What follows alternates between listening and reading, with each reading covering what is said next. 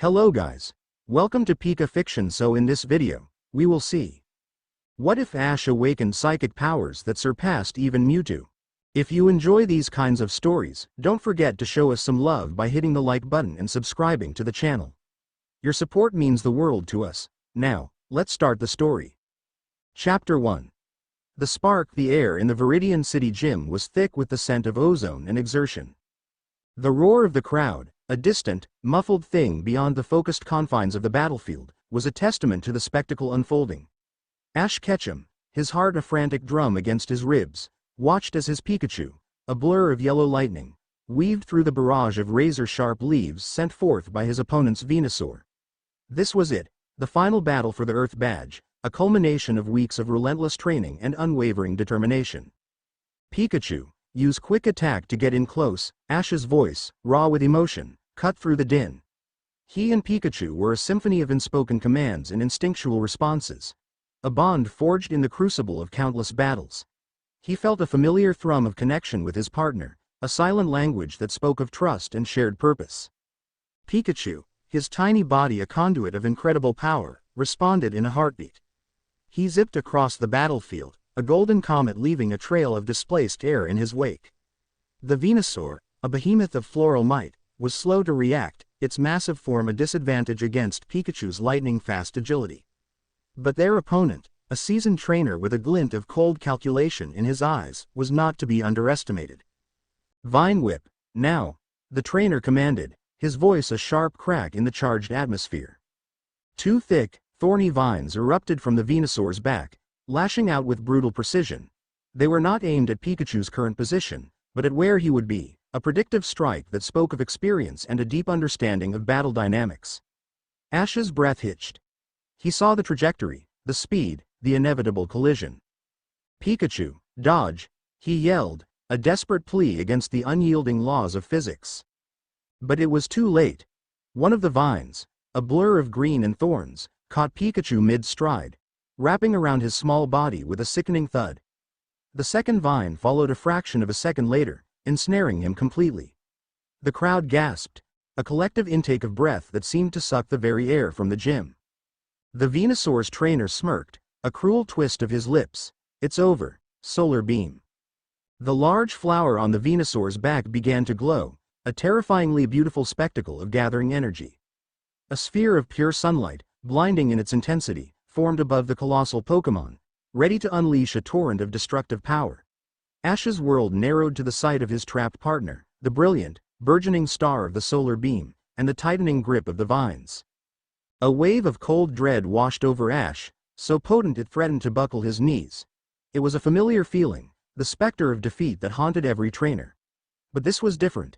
This was not just about losing a battle. This was about Pikachu, his first friend, his unwavering companion. The thought of him being hurt, of that brilliant light extinguishing the spark of his partner, was a physical agony. He felt something snap within him, a dam of raw emotion bursting forth.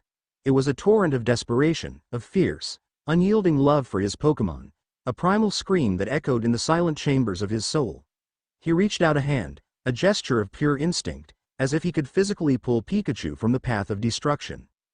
And then, the world exploded in a kaleidoscope of ethereal light. A wave of invisible force, originating from Ash, slammed into the battlefield. It was not a physical force, but something other. The air crackled with an unseen energy, the dust motes on the gym floor dancing in a chaotic ballet. The Venusaur's solar beam, a moment from being unleashed, fizzled out, the brilliant sphere of light dissolving into nothingness. The vines holding Pikachu withered and turned to dust, releasing the small Pokémon, who dropped to the ground, dazed but unharmed. The gym fell into a stunned silence. The crowd, the opposing trainer, even the referee, stared in disbelief. Ash himself stood frozen, his hand still outstretched, his mind reeling from the sudden, inexplicable turn of events. He felt a strange tingling sensation coursing through his veins, a hum of power that was both exhilarating and terrifying. He looked at his hands, then at Pikachu, who was now looking back at him with a mixture of confusion and concern. Ash didn't understand what had just happened. It was as if the world had bent to his will, a silent, desperate plea answered by an unseen force. The Venusaur's trainer, his face a mask of bewildered fury, finally found his voice. What was that? What did you do? Ash had no answer. He could only stare at the battlefield, at the remnants of the withered vines, at the lingering hum of energy in the air. He had done something. Something impossible. From the shadowed corner of the gym, a figure watched with an intensity that bordered on obsession. Dressed in the unassuming attire of a gym spectator, he was anything but. His eyes, hidden beneath the brim of a baseball cap, were fixed on Ash, a small, sophisticated device in his hand silently recording every nuance of the energy surge he had just witnessed. The device, a piece of technology far beyond what was commercially available, displayed a series of readings that were, to put it mildly, off the charts. He brought a hand to his ear, activating a discreet communication device. Subject identified, he whispered, his voice a low, urgent murmur. The anomaly is a boy, maybe 16. The psychic output, it's unprecedented. Stronger than anything we've ever recorded. Stronger than the legends. A calm, authoritative voice responded through the earpiece. Are you certain, Agent? Positive, the scout confirmed, his gaze never leaving Ash. I'm sending you the data now. You won't believe it. There was a moment of silence on the other end of the line, then a sharp intake of breath. My God, this changes everything. Keep him under surveillance. Do not engage. We need to know more. Understood, the scout replied, a grim smile playing on his lips. The boy had no idea what he had just unleashed. He had no idea that he had just become the most important person in the world to the Order of the Unseen. Ash, oblivious to the clandestine observation, was kneeling beside Pikachu, his hands gently checking for any injuries. His partner nuzzled against his hand, a gesture of reassurance, but Ash could feel the tremor of confusion in his small body. I don't know what happened, buddy, Ash whispered, his voice barely audible. The roar of the crowd was slowly returning, a cacophony of confused chatter and excited speculation. The referee, after a moment of stunned silence, had declared Ash the winner, the Venusaur's trainer too flabbergasted to protest. But the victory felt hollow. The Earth badge, a symbol of his hard-earned triumph, felt cold and heavy in his hand. The thrill of the win was overshadowed by a profound sense of unease. What was this new, strange power that had erupted from within him? Was it a part of him? A fluke? A danger? He looked around the gym, at the faces of the crowd, at his opponent who was now being escorted off the field, his face a mixture of anger and fear. He felt a sudden, overwhelming sense of isolation. He was different now. He had crossed a threshold into a world he didn't understand, a world that was likely to be far more dangerous than any Pokémon battle. Later that evening, in the quiet solitude of his room at the Pokémon Center, Ash tried to make sense of the day's events. The Earth badge sat on the nightstand, its polished surface reflecting the dim light of the moon. He had replayed the battle in his mind 100 times, trying to pinpoint the exact moment when everything had changed. He remembered the fear, the desperation, the overwhelming desire to protect Pikachu. He remembered reaching out his hand, a silent plea to the universe. And he remembered the surge of power, the feeling of the world bending to his will. He closed his eyes, trying to summon that feeling again. He focused on a small, plastic water bottle on the table across the room. He pictured it in his mind, imagined it lifting into the air, imagined it floating towards him. He concentrated with all his might, his brow furrowed in a deep frown. Nothing happened. He let out a sigh of frustration, slumping back against his pillows. Maybe it was a one-time thing. A freak accident fueled by adrenaline and a surge of emotion. But he knew, deep down, that it wasn't. He could still feel the lingering hum of power within him, a dormant volcano waiting for the right trigger to erupt. Pikachu, sensing his trainer's distress, hopped onto the bed and curled up beside him, a warm, comforting presence in the quiet room. Ash stroked his partner's fur, the familiar feel of it grounding him in the present. What am I going to do, Pikachu? He murmured, his voice laced with uncertainty. Pikachu looked up at him, his dark eyes filled with a wisdom that transcended words. He didn't have the answers, but his presence was a silent promise. Whatever came next, they would face it together. The next few days were a blur of travel and introspection. Ash, with Pikachu by his side, left Viridian City, the victory of the Earth badge a distant memory. He needed answers, a guide, someone who could help him understand this new, terrifying power that he now possessed. He thought of the gym leaders he had met, the powerful trainers who had dedicated their lives to understanding the intricate dance of Pokemon battles. But this was something beyond that. This was not about strategy or type advantages. This was about a power that had the potential to rewrite the very rules of the game. And then, a name surfaced in his mind, a whisper of a memory from his early days as a trainer. Sabrina, the psychic master of Saffron City.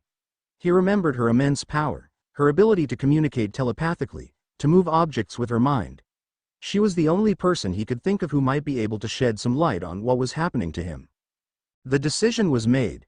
He would go to Saffron City. He would seek out Sabrina. He would find the answers he so desperately needed. As he and Pikachu boarded a bus heading east, Ash couldn't shake the feeling that he was being watched. He would catch a fleeting glimpse of a figure in the crowd, a flash of movement in the corner of his eye, but when he turned to look, there was nothing there. He dismissed it as paranoia, a side effect of the stress and uncertainty that had become his constant companions. He was wrong. The scout from the Order of the Unseen was always there, a silent shadow in the periphery, his every move documented, his every word recorded. The Order was patient. They would wait. They would watch. They would learn everything they could about the boy with the power to challenge the gods. And when the time was right, they would make their move. The world was about to change, and Ash Ketchum, the boy from Pallet Town, was at the very heart of the storm. He just didn't know it yet. Chapter 1 End. Chapter 2. The Saffron City was a monument to human ambition, a sprawling metropolis of glass and steel that clawed at the sky. Flying taxis zipped between skyscrapers like metallic insects, their lights blurring into streaks of crimson and gold against the twilight canvas. The air, far from the earthy scent of Viridian forest, was crisp and sterile, carrying the faint, electric hum of a city that never slept. It was a world away from the simple life of Pallet Town, a concrete and chrome jungle that felt both awe-inspiring and profoundly alien. For Ash, the city's relentless energy was a jarring counterpoint to the turmoil brewing within him. The latent power he had discovered now felt like a constant, low-grade fever, a background hum beneath his skin that made the hairs on his arms stand on end. With every step he took through the crowded streets, he felt an unnerving new layer of perception bleed into his reality. He could feel the hurried thrum of 1,000 heartbeats around him, the faint echoes of anxiety from a businessman late for a meeting, the spike of joy from a child receiving a new toy. It was a chaotic symphony of emotion, and it was overwhelming. Pikachu, perched on his usual spot on Ash's shoulder, was uncharacteristically quiet. His sensitive ears twitched at the cacophony of the city, but his eyes were fixed on his trainer, a silent, worried sentinel. He could feel the change in Ash, the tension that radiated from him in subtle waves. The feeling of being watched had intensified since they arrived. It was no longer a fleeting paranoia but a persistent, prickling sensation on the back of his neck. Twice, Ash had caught a distinct glimpse of the same man in the reflection of a storefront window, nondescript, dressed in a plain gray coat, with a face that was instantly forgettable. But when he spun around, the man was gone, vanished into the seamless flow of the crowd as if he were a ghost. It wasn't a coincidence. Ash knew it in his gut, a cold knot of certainty that tightened with each sighting. Someone was following him. He pushed the thought aside, forcing his focus onto the task at hand. The Saffron City gym loomed before them, a stark, imposing structure that seemed to absorb the light around it. Unlike the other gyms he had challenged, this one had no grand signs, no flashy decorations. Its facade was a smooth, dark obsidian, with a single, unadorned entrance. It felt less like a battle arena and more like a temple dedicated to some silent, unseen deity. Taking a deep breath, Ash pushed open the heavy doors and stepped inside. The chaotic noise of the city fell away, replaced by an unnerving, profound silence. The air within was cool and still, carrying the faint, sweet scent of incense. The lobby was minimalist, a vast, open space of polished black marble. A handful of trainers were scattered throughout the room, but they weren't chatting or boasting. They were sitting in meditative poses, their eyes closed, their faces serene. An almost visible aura of concentration hung in the air, a palpable energy that made Ash's own latent power resonate in sympathy. A young woman in a simple, flowing robe approached him, her movements graceful and silent. She didn't look at him, but through him, her eyes a startlingly pale shade of lavender. "You seek an audience with the mistress," she stated, Her voice a soft, melodic whisper that seemed to echo directly inside Ash's mind. It wasn't a question. Ash, taken aback by the directness of her telepathic voice, could only nod. Yes. I need to speak with Sabrina. The woman's lips curved into a faint, knowing smile. The mistress does not grant audiences to the unprepared. The path to her chamber is a test. If you are worthy, you will find your way. If not, the door will remain closed. She gestured towards a single corridor leading deeper into the gym. Your Pokémon may accompany you, but this is not a battle of strength. It is a trial of the mind. With a shared look of determination, Ash and Pikachu headed down the corridor. The polished floor gave way to a path of smooth, gray stones, and the walls dissolved into an oppressive darkness. As soon as they crossed the threshold, a heavy, invisible pressure settled upon them. Ash's head began to throb. The corridor twisted before him, the walls seeming to shift and ripple like a heat haze. He stumbled, disoriented. The path ahead split into 3 identical forks. Instinct told him to go left, but as he took a step, a wave of dizziness washed over him. He felt a sharp, psychic sting in his mind, a clear warning. This was an illusion, a psychic maze designed to confuse and repel. Okay, Pikachu, Ash murmured, closing his eyes and trying to block out the visual trickery. This isn't real, we have to feel our way through. He tried to quiet the storm of city-born emotions still echoing in his head and focus on the strange energy he now possessed. He reached out with his senses, not his eyes, trying to feel the path. The illusions felt thin, like a sheet of silk draped over reality, but beneath them, he could sense a faint, steady current. A true path. He opened his eyes and looked at the 3 forks again. The left and right paths felt chaotic, their illusory nature buzzing with a discordant energy. But the center path, it felt calm, solid. He pointed. That way. They proceeded, Ash learning to trust this new, intuitive sense. They navigated shifting walls, floors that seemed to drop away into nothingness, and spectral Pokémon that charged at them only to dissolve into mist. It was mentally exhausting. Each illusion they passed sent a jolt of psychic feedback through him, a punishing tax for his intrusion. The final test was a large, circular chamber with a single, sealed door at the far end. Standing before it was a man in a martial arts gi, his eyes closed in meditation. As Ash approached, the man's eyes snapped open. They glowed with a faint, purple light. Only those with a focused will may pass, the man's voice boomed, not from his mouth, but from all around them. Suddenly, a wave of crushing despair crashed down on Ash. Images flooded his mind. Every failure he had ever experienced, every battle he had lost, every time he had let someone down. He saw himself abandoning Pikachu, giving up on his dream, returning to Pallet Town in disgrace. The feelings were so real, so potent, that his knees buckled. Pikachu let out a cry of alarm, nuzzling his face, trying to break him out of the psychic assault. Ash gritted his teeth, sweat beading on his forehead. This was an illusion, he told himself. A trick, but the emotions were real. He could feel his resolve crumbling.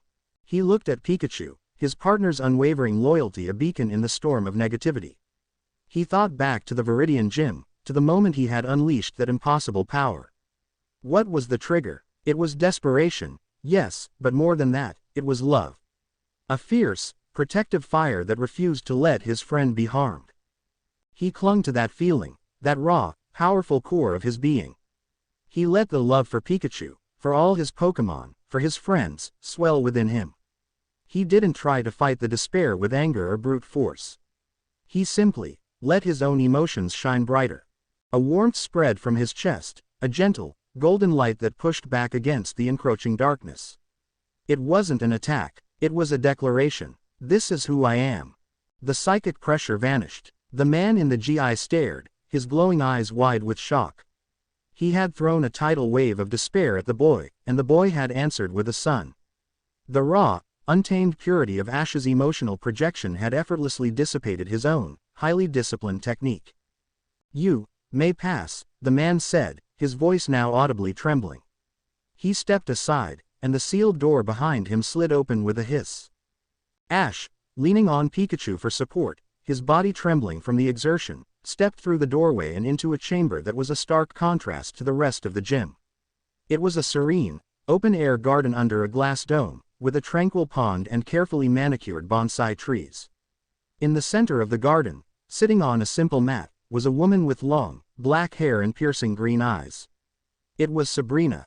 She was older than he remembered, the youthful coldness he recalled replaced by a mature, almost weary grace. The immense power she radiated was not a weapon held at the ready, but a calm, deep ocean. She watched him approach, her expression unreadable. "I have been expecting you, Ash Ketchum," she said, her voice a quiet, natural sound that was a relief after the telepathic assaults. "I felt the tremor you caused in Viridian City. A psychic scream of such magnitude has not been heard in this world for a very long time." Ash, still catching his breath, stood before her. "Then you know what's happening to me. Can you help me?" Sabrina gestured for him to sit. "What is happening to you is that you have awakened. Most humans have a flicker of psychic potential, a candle in the dark.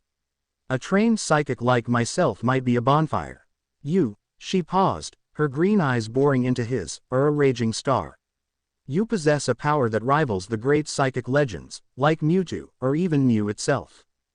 The name sent a jolt through Ash. He remembered the terrifying power of Mewtwo, the creature born of genetic manipulation and psychic might. To be compared to that, it was a chilling thought. "But, how?" Ash asked, his voice barely a whisper. "Why?" "The why is a mystery," Sabrina admitted, her gaze distant. "These things are often hereditary, a dormant gene that bursts forth under extreme emotional distress. Your desperate need to protect your Pikachu acted as the key that unlocked the floodgates. As for the how, I can show you." She raised a hand. "Do not be alarmed. I am merely going to help you see what I see." A gentle, cool energy enveloped Ash's mind. The world around him faded to gray, and his perception turned inward. For the first time, he truly saw the power within himself. It was not a spark, not a flame. It was an incandescent sun, a swirling, chaotic vortex of raw, untamed energy that churned at the core of his being. It was terrifying and beautiful, a force of creation and destruction bound within him. He felt like a man standing on the shore of an infinite ocean, having only just realized it was there. The vision faded, and he was back in the garden, gasping for air, the sheer scale of his own potential leaving him dizzy. "You see," Sabrina said softly, "controlling this will not be a matter of learning to lift a spoon with your mind. It will be a matter of learning to command a hurricane. A power like yours is a beacon. It shines brightly in the unseen world. It will attract attention." Her expression grew grim. "There are those who will want to control you, to use you as a weapon. There are those who will fear you and seek to destroy you. And there are, older things, ancient forces that may see you as a rival, or a threat." She leaned forward, her voice dropping to an urgent whisper. "You are being followed. A man in a gray coat. He belongs to an organization that has hunted those with abilities like ours for centuries. They call themselves the Order of the Unseen." Ash's blood ran cold. So it wasn't paranoia, it was real. "What do I do?" he asked, the weight of his new reality crashing down on him. "For now, you must learn to hide," Sabrina said. "You cannot control the storm inside you, not yet. But you can learn to build a shelter. You must learn to shield your presence, to cloak your power, to become invisible to those who are looking."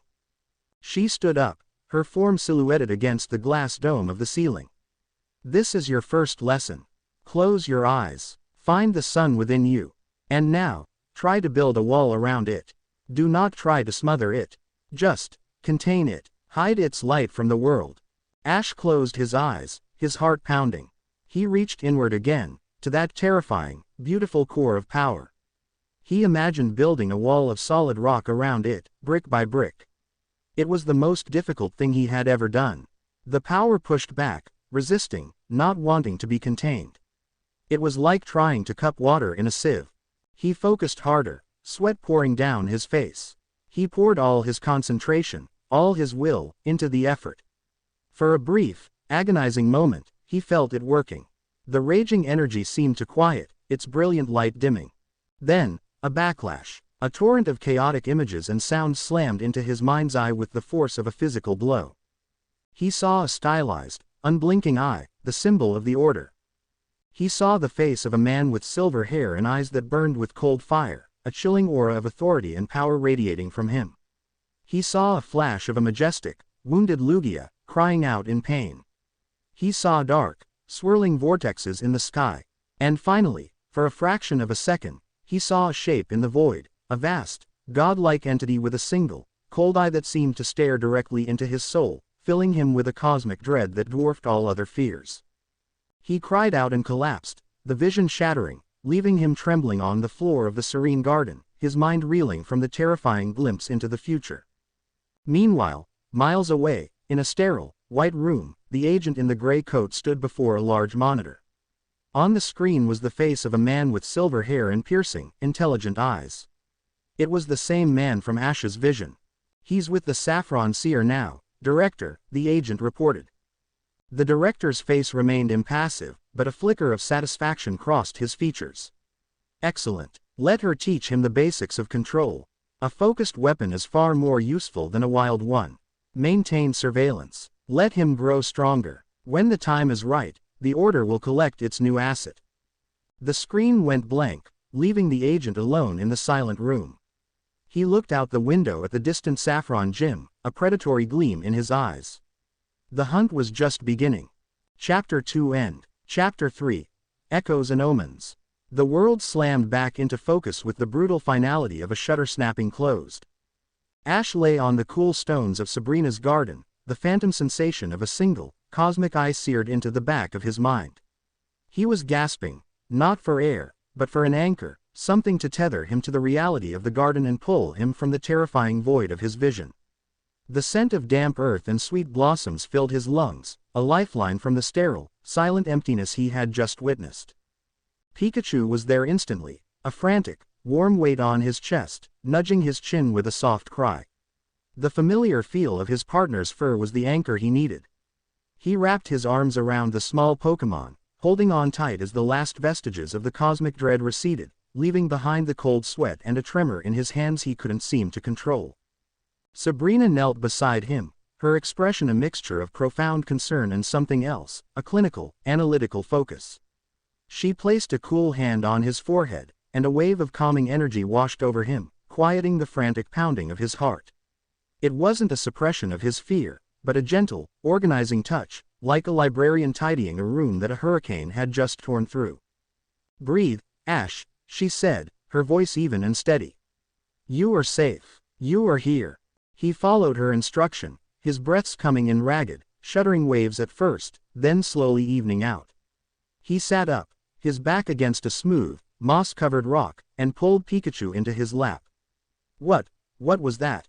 That last thing, the eye." Sabrina withdrew her hand, her own gaze distant as she processed what she had felt from him.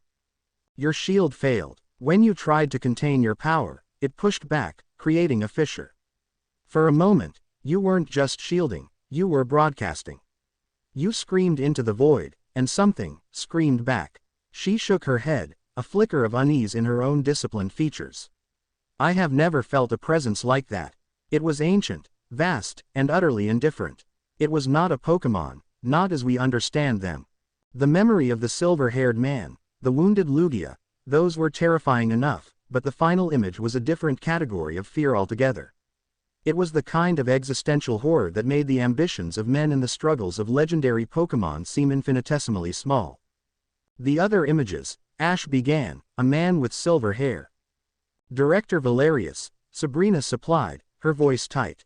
"The leader of the Order of the Unseen. His mind is a fortress of ice and steel. He is brilliant, ruthless, and he has been hunting psychics for decades. He believes that our power is a threat to the natural order of the world, a tool that humans were never meant to possess. He seeks to either control it or eradicate it. And the Order, the eye symbol, they are his instruments, a global network of agents, trackers, and nullifiers. They are highly trained, well-funded, and fanatically loyal to his cause. The man following you is undoubtedly one of them. He would have registered your psychic outburst in Viridian and has been tracking your energy signature ever since." The pieces clicked into place, forming a bleak and intimidating picture. He wasn't just a kid who had stumbled into a new ability. He was a target, a prize for a shadowy organization with a fanatical leader. He looked down at his hands, which had finally stopped shaking. This power, this sun raging inside him, was not a gift. It was a beacon, and it was drawing monsters from the dark. So what do I do? Ash asked, the question feeling heavier than it ever had before. His journey had always been about getting stronger, about winning battles and collecting badges. Now, his goal was far more fundamental: survival. You do what you came here to do, Sabrina said, her focus returning. She stood and looked down at him, not with pity, but with the stern resolve of a master who sees a difficult but necessary path ahead. You learn. That vision was a warning. You were a novice trying to command a legend's power. You tried to cage a storm, and the storm broke the cage. You cannot fight your power, Ash. You must learn to flow with it, to guide it. Your training begins now. The days that followed were the most grueling of Ash's life, a relentless trial by fire for his mind and spirit. Sabrina's methods were unorthodox and unforgiving. His first real lesson in shielding took place not in the tranquil garden, but in a chamber with one of Sabrina's Alakazam. The Pokémon was a master of telepathy, and Ash's task was simple: hide from it. He sat in the center of the room, closed his eyes, and tried to reconstruct the mental wall he had attempted before. He imagined stone, steel, anything solid. But the moment he felt he had a barrier in place, he would feel the Alakazam's presence slide effortlessly into his mind, a dry, amused thought echoing in his head: I see you.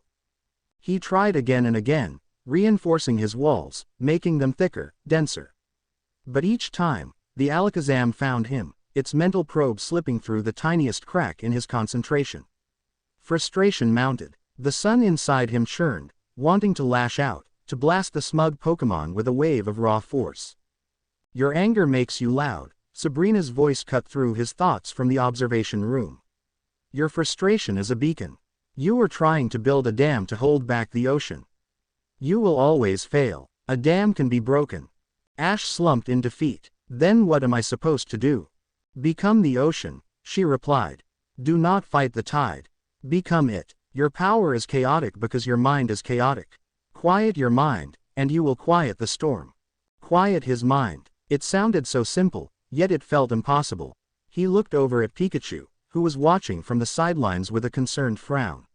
Seeing his partner, his constant, steady companion, gave him an idea. He didn't try to block out the world. Instead, he focused on a single, unwavering point: his bond with Pikachu. He let the warmth of their friendship, the countless memories of their journey together, fill his consciousness. He didn't build a wall. He simply let this calm, powerful emotion become the entirety of his mental landscape. He wasn't hiding the sun. He was letting it transform from a raging, chaotic inferno into the steady, quiet warmth of a sunrise. He sat for what felt like hours, wrapped in this feeling. When he finally opened his eyes, the Alakazam was looking at him, its head cocked. It circled him, its psychic senses probing, but this time, there was nothing to find. He wasn't a fortress to be breached. He was just calm. A quiet space in the psychic ether. A small smile touched Sabrina's lips. It was a start. The next trial was sensory control. Sabrina led him out of the gym and into the heart of Saffron City's central plaza. The moment they stepped outside, the psychic cacophony hit him like a physical blow. 1,000 streams of consciousness, a roaring river of emotions, anxieties, hopes, and fears flooded his senses. He staggered, clutching his head as a migraine exploded behind his eyes. This is the world as a psychic experiences it, Sabrina said, unfazed by the storm. A torrent of noise. If you cannot filter it, you will drown. Her instructions were to stand in the center of the plaza and isolate a single thread from the tapestry of noise. She pointed to a young woman across the square, anxiously checking her watch. Feel her impatience. Nothing else. It was like trying to hear a single whisper in a hurricane. Ash struggled, the sheer volume of psychic information making him nauseous. He tried to build walls again, to block out the unwanted signals, but it was just as ineffective as it had been against the Alakazam. The noise bled through, overwhelming him. Pikachu, sensing his distress, nudged his hand. Ash looked down at his partner and remembered Sabrina's lesson. Don't build a dam. Become the ocean. He stopped trying to block the noise. He let it wash over him, through him. He became a conduit, letting the river of emotions flow past. Then, slowly, carefully, he reached out with his own consciousness, not as a barrier, but as a net with a very specific mesh. He let the loud, chaotic emotions, the anger of a driver stuck in traffic, the excitement of a group of tourists, slip through. He was looking for a specific frequency, the sharp, rhythmic pulse of impatience. He found it. A faint, repetitive thrum of anxiety. He's late. What if he doesn't show? The thought was clear, distinct from the surrounding noise. He held onto that thread, letting everything else fade into the background. For the first time, the cacophony of the city became a manageable hum. He could still hear it, but it no longer overwhelmed him. He had found the volume knob. Their final area of training was telekinesis. Back in the garden, Sabrina placed a single, perfect leaf on the surface of the pond. "Move it," she commanded. Confident after his recent breakthroughs, Ash focused on the leaf. He gathered his power, a small fraction of the sun within, and pushed. The surface of the pond exploded. Water shot 10 feet into the air, and the leaf was instantly vaporized. Ash stared at the churning water, mortified. Pikachu, who had been dozing nearby, was now soaking wet and looked thoroughly unimpressed. Sabrina sighed. "You are a sledgehammer trying to perform surgery. Your power is not a club to be swung wildly. It is a part of you. You must connect, not command." She picked up a small, smooth stone from the edge of the pond. "Do not think of this as an object. Think of it as an extension of your will. Feel its weight, its texture, its place in the world. Do not force it to move. Simply, invite it." Ash took a deep breath, humbling himself. He picked up a similar stone. He held it in his palm, closing his eyes. He felt its coolness, the grain of its surface. He extended his psychic sense, not with force, but with curiosity. He felt the stone's simple, solid existence. He didn't try to push it. He just imagined the space a few inches above his palm and pictured the stone occupying it. He created a vacuum of intent, an invitation for the stone to fill it. For a long moment, nothing happened. Then, he felt a faint vibration. He opened his eyes. The stone was hovering, spinning gently, a hair's breadth above his skin. There was no strain, no explosive force. It was as simple and as natural as breathing. A wide grin spread across his face. He looked at Pikachu, who chirped in approval. It was a small miracle, but it was his. In the shadows of Saffron City, the man in the gray coat, Kale, watched the gym from a rooftop apartment. He lowered a pair of high-tech binoculars that could read psychic energy signatures. He'd seen the chaotic spikes of Ash's power diminish day by day, replaced by a smooth, controlled hum that was becoming increasingly difficult to track. The boy was a prodigy. He tapped the comms unit in his ear. "Director, the subject's progress is remarkable. The Saffron Seer is a more effective teacher than we anticipated. He is learning control at an exponential rate." Director Valerius's voice, cold and precise, came through the earpiece. "That is both expected and problematic. A wild stallion is easy to capture. A trained warhorse is another matter entirely. Has the bait been prepared at the power plant?" "Yes, Director," Kale confirmed. "The psychic amplifier is in place. The captured specimen is growing agitated. It will send out a distress call on a frequency that only a powerful psychic can detect." "Good," Valerius said. "Let the boy's compassion be his leash. He will not be able to resist a cry for help. Once he leaves the protection of the gym, you have your orders. Engage him. Test his limits. I want to see for myself what this raging star can truly do. Do not underestimate him, Kale. But do not fail me." "I will not, Director," Kale replied, a thin smile on his lips as he cut the connection. His gaze fell upon a sleek, high-tech rifle case leaning against the wall. This was the part of the job he truly enjoyed. Several nights later, Ash was meditating by the pond, practicing his shielding. He had learned to maintain it as a passive state, a gentle cloak around his power that kept him hidden from the world. The psychic noise of the city was a distant murmur. He felt a sense of peace he hadn't known since the battle in Viridian. Then he felt it. It cut through his calm like a shard of glass. It was a scream, but not an audible one. It was a silent, psychic shriek of pure agony and terror. It was distant, but incredibly powerful, and it sliced through his shields as if they weren't there. He gasped, his eyes flying open. Pikachu jumped to his feet, growling at an unseen threat. Sabrina appeared at the edge of the garden, her face a pale, grim mask. You felt it too. Ash nodded, his heart hammering in his chest. What was that? A distress call, she said, her eyes turned eastward, towards the industrial outskirts of the city. A powerful one. It is coming from the direction of the old power plant. The image from his vision, the magnificent, wounded Lugia crying out in pain, flashed through Ash's mind with stunning clarity. This was it. It had to be connected. This wasn't just a random event, it was an echo of the omen he had seen. Something's in trouble, Ash said, getting to his feet. We have to help. No, Sabrina said, her voice sharp, absolute. You must not. Ash, think. A powerful psychic cry, originating from a remote location, appearing just as you learn to control your abilities. This is a trap. It has the signature of the order written all over it. But what if it isn't? Ash argued, the psychic scream still echoing in his head. It was fading now, but the memory of the pain was raw. What if something is really hurt?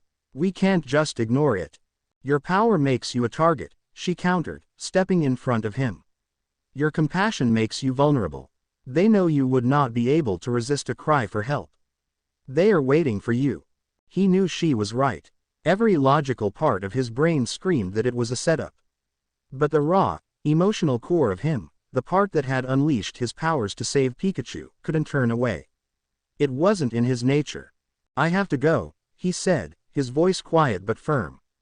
They will be waiting for you, Ash. They will capture you, or worse. Then I'll have to be careful, he replied. He looked at her, and for the first time, he let a sliver of his true power show in his eyes, not as a threat, but as a statement of intent. You taught me how to be quiet. Let me see if the lesson stuck. He closed his eyes and wrapped his shield around himself and Pikachu. It was different this time. It wasn't a passive cloak. It was a dynamic, shifting veil of misdirection, a void that bent perception around them. To a psychic observer, it would feel like nothing was there at all. Sabrina's eyes widened slightly. She could barely feel his presence, even standing right in front of him. He was a ghost, a whisper. His control was far beyond what she had anticipated. He was not just learning her techniques, he was innovating. She let out a slow, resigned sigh. She knew she could not stop him. It was like trying to stop a river from flowing to the sea. The power plant is abandoned, but the security systems may still be active. Be cautious. And Ash, do not let them see what you can truly do. A hidden weapon is the one that strikes truest. He nodded, a silent promise passing between them. He gave her a grateful, determined look before turning to leave. Under the cloak of a moonless saffron city night, a boy and his Pokémon slipped out of the silent gym. They moved through the back alleys and shadowed streets, two ghosts on a desperate mission, heading towards the faint, ominous glow of the power plant on the horizon. From his perch on a distant rooftop, Kale lowered his energy-reading binoculars, a frown creasing his brow. The boy's energy signature had just vanished. One moment it was there, a contained but noticeable presence in the gym. The next, it was gone. Not faded, not suppressed. Gone. His instincts screamed that it was a trick. The boy was on the move. He tapped his earpiece, his voice a low, urgent hiss. He's on his way. He's cloaked, and his technique is advanced. All units, converge on the power plant. Prepare for contact. The target is more dangerous than we thought. He slung the rifle case over his shoulder and melted into the shadows, a hunter in pursuit of an impossible prey.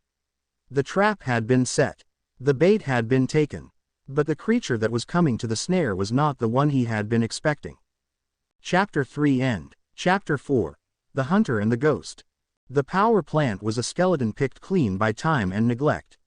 It hulked against the horizon, a jagged silhouette of rusted gantries and shattered windows under a sliver of moon. The perimeter fence, a once formidable barrier of chain link and barbed wire, was now a sagging, toothless grin, with a section conveniently peeled back as if in invitation. Ash knew better. An invitation like this was the kind that led to a cage. He moved with a fluid silence that was entirely new to him, a predator's grace learned not in the wild but in the crucible of Sabrina's training. The psychic cloak he and Pikachu wore was his shield and his invisibility. It was a void of perception, a carefully constructed piece of nothingness that slid through the night. The psychic scream that had drawn him here was a constant, agonizing pulse in his mind, a metronome counting down to a disaster he felt compelled to prevent. It was stronger now, laced with the metallic tang of fear and the sharp, ozone scent of contained electricity. Pikachu's ears were flat against his head, his body tense. He didn't need psychic powers to know this place was wrong. The very air was stale with the ghosts of forgotten industry and a new, more immediate sense of menace. Ash vaulted the fence, landing without a sound on the cracked asphalt of the compound. He kept to the shadows cast by dormant machinery and derelict trucks, his senses extended. He could feel the psychic residue of the place, the faint, lingering echoes of the men who had worked here. Fading impressions of boredom, of camaraderie, of 1,000 mundane days. But overlaid on that was a newer, sharper echo, the cold, disciplined focus of waiting predators. Sabrina was right. This was an ambush. He could feel them, at least 4 of them, positioned strategically around the main building, their minds shielded but not perfectly. They were like blank spots in the psychic tapestry, holes in reality that screamed their presence to his newly honed senses. He pointed silently towards a large, rusted ventilation shaft on the side of the main turbine hall, a less obvious point of entry. Pikachu scampered up a nearby conduit and used his claws to pry the grating loose. It came away with a low groan of tortured metal. Ash followed, pulling himself up and into the dark, dusty maw of the shaft. Inside, the psychic scream was deafening. It was a raw, unfiltered torrent of agony that clawed at the edges of his shield. He gritted his teeth, pushing through the pain, and followed the shaft as it snaked its way into the heart of the facility. He emerged onto a high catwalk overlooking the cavernous turbine hall. The sight below stole his breath. In the center of the hall, one of the massive, defunct turbines had been modified. Wires and strange, glowing conduits snaked across its surface, all converging on a containment field of crackling, violet energy. And suspended within that field, its magnificent golden plumage dull with exhaustion, its body racked with tremors, was the legendary bird of lightning, Zapdos. Its wings were bound by arcs of raw energy, and a metallic circlet was clamped to its head, pulsing with a malevolent light. This was the source of the broadcast, a psychic amplifier designed to turn the Pokémon's pain into a weaponized distress signal. It was a monstrous, obscene piece of engineering. And standing before it, calmly observing the creature's suffering, was the man in the gray coat. Kale. He held a sophisticated datapad, its screen reflecting the violent energy of the containment field. He wasn't looking at the catwalk. He wasn't looking anywhere in particular. But Ash knew, with a chilling certainty, that the man was aware of him. "You're quieter than I expected," Kale's voice echoed in the cavernous hall, calm and conversational. He still hadn't looked up. "The Saffron Seer taught you well. But a whisper is still a sound. And we have very sensitive ears." On cue, the blank spots Ash had sensed outside converged. 4 other agents, clad in black tactical gear, emerged from the shadows below, their weapons raised. They weren't standard firearms. They were sleek, silver rifles with strange, resonating forks at the barrels. The trap had been sprung. Ash didn't panic. The fear was there, a cold knot in his stomach, but his training held. Sabrina had prepared him for this. "Do not let them see what you can truly do. Let it go," Ash called down, his voice steady, betraying none of the turmoil he felt. Kale finally looked up. His eyes were cold, calculating, the eyes of a biologist studying a new and interesting specimen. "That is not going to happen. This magnificent creature has served its purpose. It brought you here. Now, you will serve yours. Director Valerius sends his regards. He is very eager to meet you." Kale raised a hand and made a simple, chopping gesture. One of the agents fired. The rifle didn't discharge a bullet but a shimmering, expanding ring of silver energy. Ash reacted on pure instinct. He threw up a telekinetic shield, not a wall of force, but a warped lens in space. The energy ring hit it and dissipated harmlessly, but the impact sent a jarring feedback through his mind, like a bell being rung next to his ear. Nullifier technology, designed to disrupt psychic energy. Impressive, Kale noted, a flicker of genuine interest in his eyes. Raw power, reflexively applied. But control is another matter. Ash knew a direct confrontation was suicide. He was one boy against 5 trained agents armed with anti-psychic weaponry. He had to be smarter. He had to be a ghost. He dropped from the catwalk, not to the floor, but into the deep shadows of the turbine beneath it. As he fell, he grabbed Pikachu and pushed a single, clear thought into his partner's mind: chaos. Pikachu understood. Landing silently, he became a yellow blur, darting between dormant machinery. Target is on the move. One agent yelled. Kale remained calm. He can't hide. Flush him out. 2 agents fired their nullifier rings into the shadows where Ash had disappeared. But Ash wasn't there. He was already moving, using his telekinesis in small, precise ways. A heavy wrench flew from a rusted toolbox, slamming into the back of an agent's helmet with a loud clang.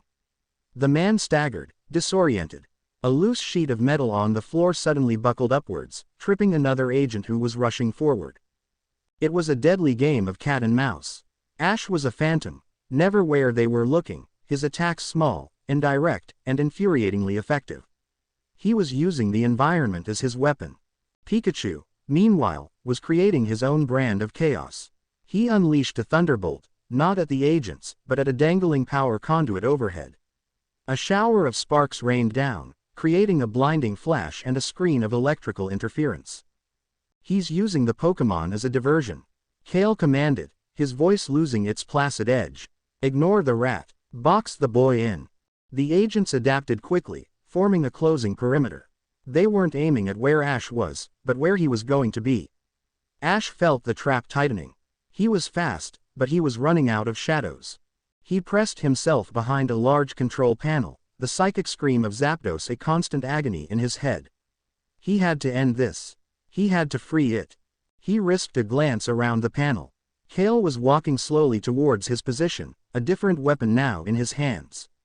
It was the rifle from his case, a long, sinister-looking weapon with a complex series of lenses and what looked like a cryogenic chamber near the stock. I have to admit, you're exceeding expectations, Kale said, his voice carrying easily across the hall. Most psychics, when faced with nullifier tech, either panic and lash out with raw, unfocused power, or their abilities simply shut down.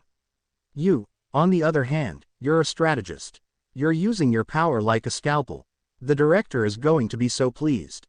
Kale raised the rifle. This is a psychic inhibition rifle, by the way. APIR. It doesn't fire a projectile. It fires a targeted, high-frequency telepathic shriek that should, if my calculations are correct, completely overload your prefrontal cortex. The resulting seizure will be unpleasant, but you will survive. Probably. Ash knew he had only seconds. He couldn't win this fight, not in a conventional way. And he couldn't leave Zapdos to its fate. There was only one option left. A desperate, reckless gamble. He closed his eyes, ignoring Kale and his approaching agents. He reached past the pain, past the fear, and connected directly with the tortured mind of Zapdos. It wasn't an attack. It was an offering, a shared moment of empathy. I'm here to help. I'm going to get you out. But I need you to trust me. For a moment, the psychic scream intensified as the legendary bird's panicked mind recoiled from the contact. Then, it felt the sincerity in Ash's projection. It felt the shared desire for freedom. The screaming stopped, replaced by a low, powerful thrum of barely contained rage. A rage now focused, and waiting. Ash opened his eyes. He looked directly at Kale, who had paused, a frown on his face as he sensed the shift in the psychic atmosphere. It's over, boy, Kale said, raising the rifle to his shoulder. Nowhere left to run. You're right, Ash said. And then he smiled. He dropped his psychic cloak. For Kale and his agents, it was like the sun appearing at midnight from a foot away. The sheer, unrestrained magnitude of Ash's power, which he had kept so carefully hidden, flooded the turbine hall. It was a tidal wave of raw psychic energy, a brilliant, terrifying declaration of presence. The energy readers on their equipment screamed into the red before shorting out with pops of smoke. The agents cried out, staggering back, clutching their heads as the psychic pressure slammed into their shielded minds. Kale grunted, his sophisticated helmet barely filtering the onslaught, but his aim wavered. Ash didn't attack them. He didn't need to. All of his focus, all of that raw, untamed power, was directed at one single point, the metallic circlet on Zapdos's head. He didn't try to pry it off or break it. He simply unmade it. He focused on the connections between the molecules, on the weak points in the alloy, and with a single, immense pulse of telekinetic force, he commanded it to fall apart. The circlet disintegrated into a cloud of metallic dust. The effect was instantaneous. Freed from the psychic amplifier and the pain inducer, Zapdos unleashed a cry not of agony, but of pure, unadulterated fury. A massive wave of electricity exploded from its body. The containment field shattered. The turbine it was wired to blew apart in a shower of shrapnel. The lights in the power plant flickered and died, plunging the hull into near-total darkness, illuminated only by the raging, electric aura of the freed legendary bird. The agents were in disarray, their technology fried, their senses overloaded. Zapdos, now a being of pure lightning and rage, shot through the ceiling of the hull, tearing a hole through the rusted metal as if it were paper, and disappeared into the night sky, its triumphant cry echoing across the landscape. In the ensuing chaos, Ash and Pikachu were gone. They slipped out the way they came in, two ghosts vanishing back into the night that had birthed them. Kale stood amidst the wreckage and the groans of his injured agents, his high-tech rifle now a useless piece of metal. He was trembling, not with fear, but with a kind of ecstatic awe. He had stared into the heart of the sun, and it had been more magnificent and terrifying than he had ever imagined. He slowly raised a hand to his still functional earpiece. "Director," he said, his voice raspy. "Report. We failed to secure the asset." There was a pause. "But the data, Director, you were right. He is not a candle. He is not a bonfire." He looked up at the gaping hole in the roof, at the distant storm clouds that were already gathering in the wake of Zapdos's departure. "He is a star. We are going to need a bigger cage." On the other end of the line, Director Valerius sat in his sterile, white office, watching the chaotic energy readings from the Saffron power plant finally flatline. A slow, thin smile spread across his face. "No, Kale," he said softly to the empty room. "Not a cage. This changes the parameters entirely. A power like that cannot be caged. It must be co-opted." He stood and walked to a large window overlooking a vast, hidden laboratory where scientists worked on projects that defied the known laws of nature. "Prepare Project Chimera. It's time we showed this new god what a true monster looks like." Chapter 4 End. Chapter 5. The Weight of the World. The journey back to Saffron City was a long, silent march through a world that felt both muted and painfully loud. The adrenaline that had sharpened Ash's senses at the power plant had ebbed away, leaving behind a profound, bone-deep exhaustion. It was more than just physical fatigue, it was a psychic hangover, a hollowing out of his very core from the monumental expenditure of power he had unleashed. His psychic cloak was gone, not because he dropped it, but because he lacked the strength to maintain it. In its place, his senses were frayed and raw. The ambient noise of the world, which he had learned to filter, now scraped against his mind like sandpaper. The rustle of leaves in the pre-dawn breeze sounded like a roar. The distant chirp of a pidgey was a piercing shriek. He could feel the sleepy, contented dreams of a farmer in a nearby cottage and the mindless, territorial anger of a pack of rattata in a field, and every sensation was a fresh assault. Pikachu, sensing his trainer's fragile state, walked beside him on the quiet country road, foregoing his usual perch on Ash's shoulder. Every few minutes, he would press against Ash's leg, a small, grounding gesture of solidarity in the overwhelming static of the world. The moral weight of his actions pressed down on him just as heavily. He had done it. He had freed Zapdos. He had saved a magnificent, suffering creature from torture. But in doing so, he had confirmed the Order's worst fears. He had shown them the sun, and now they would know exactly what kind of weapon they needed to build to blot it out. He had traded his anonymity for a single, righteous act, and he had no idea if it was the right choice. He had won the battle, but he felt sickeningly like he had just given his enemy the blueprints to win the war.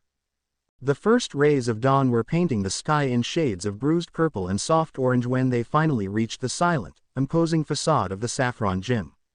The doors swung open before he could touch them, and Sabrina was there, waiting in the dim light of the lobby.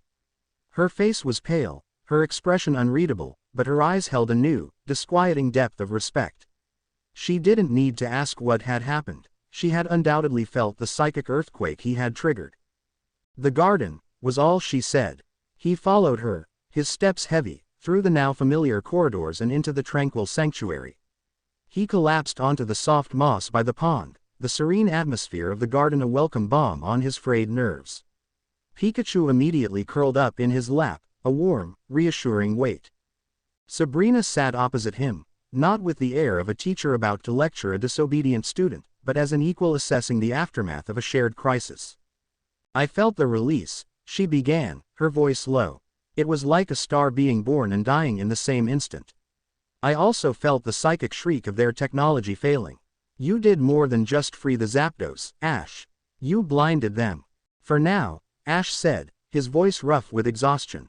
He recounted the events in the power plant, the nullifier rifles, the taunts from the agent named Kale, the psychic inhibition rifle, and the final, desperate gamble. As he spoke, Sabrina's expression grew more grim. Nullifier technology is one thing. We have dealt with that for generations. But a PIR, that is new. It is a weapon designed not just to disrupt, but to destroy a psychic mind from the inside. They are escalating their methods, becoming more aggressive. She looked at him, her gaze intense. They used a legendary Pokémon as bait, Ash. Think of the resources, the planning, the sheer audacity required for such an act. The Order of the Unseen is more powerful and more dangerous than I allowed you to believe. Why would they go to such lengths? He asked. What do they want with me? They want what all fanatics want. Control, Sabrina said, her voice laced with an old bitterness. Valerius believes that our power is an aberration, a genetic mistake that gives mortals the tools of gods. He thinks it will inevitably lead to ruin, a war fought not with armies, but with thoughts that can shatter mountains. He isn't entirely wrong about the potential danger. She paused, her eyes locking with his. A power like yours, left unchecked, could burn the world to cinders.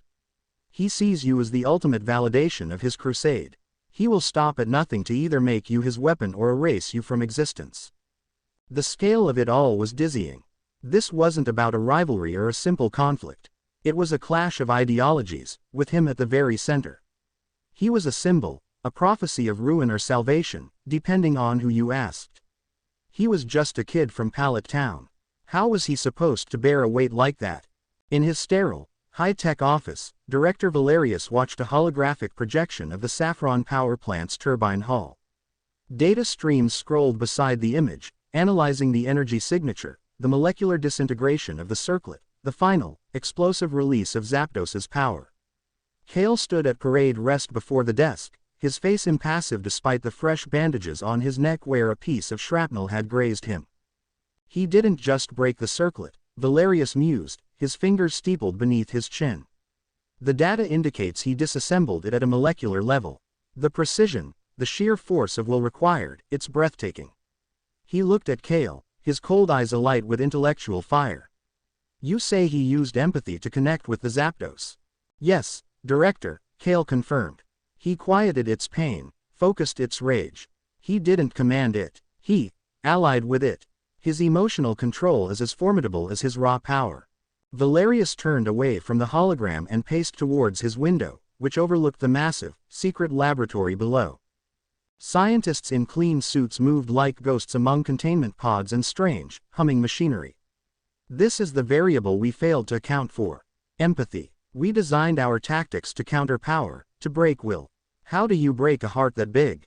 He tapped a command into a console on his desk. A section of the lab below lit up, revealing a massive, armored containment unit, pulsing with a faint, sickly green light. Inside, something vast and shadowed shifted restlessly. Project Chimera is nearly operational, Valerius said, a chilling satisfaction in his voice. We have been trying to create the perfect psychic countermeasure, a being with the power of a psychic but without the weaknesses of human emotion. A biological weapon guided by pure, cold logic. He turned back to Kale. The boy's empathy is his greatest strength. We will make it his undoing. We will create a problem that he cannot solve with compassion. We will show him a monster that he cannot befriend. And the boy himself, Director? Kale asked. My orders. Let him run, Valerius said. Let him believe he has escaped. His actions at the power plant will have consequences. Nature abhors a vacuum, and it despises imbalance. Let us see how our young star deals with the storms he creates. Monitor him. When the time is right, we will guide him to our chosen battlefield. Back in Sabrina's garden, Ash was just beginning to understand the director's words. As his psychic senses slowly recalibrated, a new sensation bled through the background noise of the world. It wasn't a scream of pain like before. It was a subtle, pervasive feeling of wrongness. A deep, spreading ache, like a bruise on the very fabric of the environment. He focused on it, using the filtering techniques Sabrina had taught him. It was coming from the north, from the direction of Cerulean City. It felt wet and sick. It was the feeling of a river choking, of plants withering from an unseen poison, of Pokemon growing agitated and ill. "What is that?" he murmured, looking to Sabrina. She had her eyes closed, her own senses extended. A deep frown line formed between her brows. "It's an ecological backlash. Zapdos is a being of immense natural power, a living embodiment of the storm. Its abrupt, violent release into the atmosphere has created a massive atmospheric imbalance.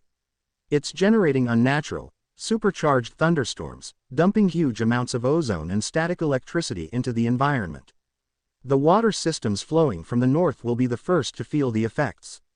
The rivers will become charged, the water chemistry altered. It will poison the ecosystem." Ash felt a punch to the gut that was more jarring than any physical blow. He had been so focused on the single act of freeing Zapdos that he had never considered the consequences.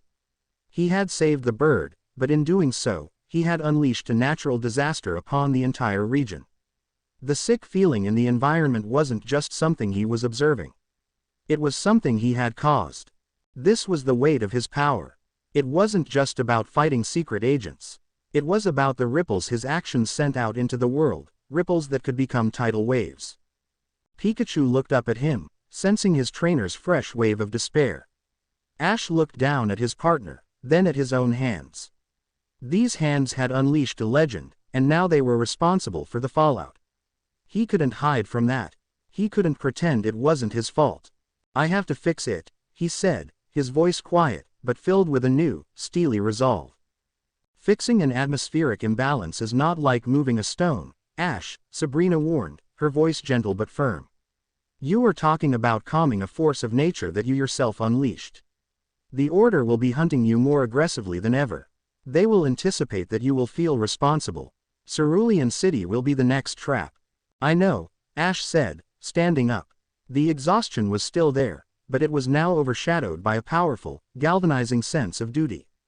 "But I can't hide here while people and Pokemon get hurt because of what I did. I can't just be a target, always reacting to what the Order does. I have to be more than that." It was a turning point. He was no longer just the hunted. He was a force in his own right, and with that power came a responsibility he was finally, truly beginning to understand. Sabrina studied him for a long moment, seeing the shift in him, the steel solidifying in his spine. She knew arguing was pointless. She walked over to a small, lacquered box on a stone table. From it, she took a single, dark, teardrop-shaped stone, polished smooth and cool to the touch. "This is an obsidian tear," she explained, placing it in his hand. "It does not amplify power. It absorbs it. It will help you focus, to ground yourself if your own energy threatens to overwhelm you. When the world is too loud, hold on to this. It will help you find the quiet center of the storm." Ash closed his hand around the stone. It felt cool and solid, a welcome anchor in the sea of his turmoil. "Thank you, Sabrina, for everything. Your path will not be easy, Ash Ketchum," she said, her voice filled with a somber gravity. "Be the ghost, be the storm, but never forget the boy from Pallet Town who was willing to risk everything for a friend. That is the source of your power. Do not let the director, or anyone else, make you forget that." He nodded, a silent promise. With Pikachu hopping onto his shoulder, his rightful place now reclaimed, Ash turned and walked out of the garden, leaving the sanctuary behind. He stepped out into the rising sun of Saffron City, not as a boy running from a shadow, but as a young man walking willingly into a storm of his own making, determined to find a way to calm the winds and quell the raging sea. The hunt was on, but now, so was the reckoning. Chapter 5 End. Chapter 6. The Poisoned River. The air on Route 24 tasted of static and decay. Long before Ash could see the iconic Nugget Bridge or the distant, glittering rooftops of Cerulean City, he could feel the wrongness of the place like a fever. It was the same environmental ache he'd sensed from Sabrina's garden, but magnified 100-fold. The sky was a bruised, sickly shade of gray-violet, even though the sun was high. A constant, low hum vibrated in the air, a sound so deep it was felt more than heard, making his teeth ache. Pikachu sneezed, a tiny, crackling sound as a mote of static electricity discharged from his nose. His fur was standing on end, not with aggression, but from the sheer charge in the atmosphere. The trees lining the road were a study in misery, their leaves limp and tinged with a burnt brown color. The path ran alongside a river, the same one that fed Cerulean City, and the water was a horrifying spectacle. It flowed sluggishly, coated with a shimmering, oily film of raw energy. Small, dead fish floated on the surface, their scales blackened. This was his fault. The thought was a cold, hard stone in his gut. Every withered leaf, every sickened creature, was a direct consequence of his choice at the power plant. The weight of it was a physical pressure, a force that made each step heavier than the last. He knelt by the riverbank, his fingers hovering just above the water's surface.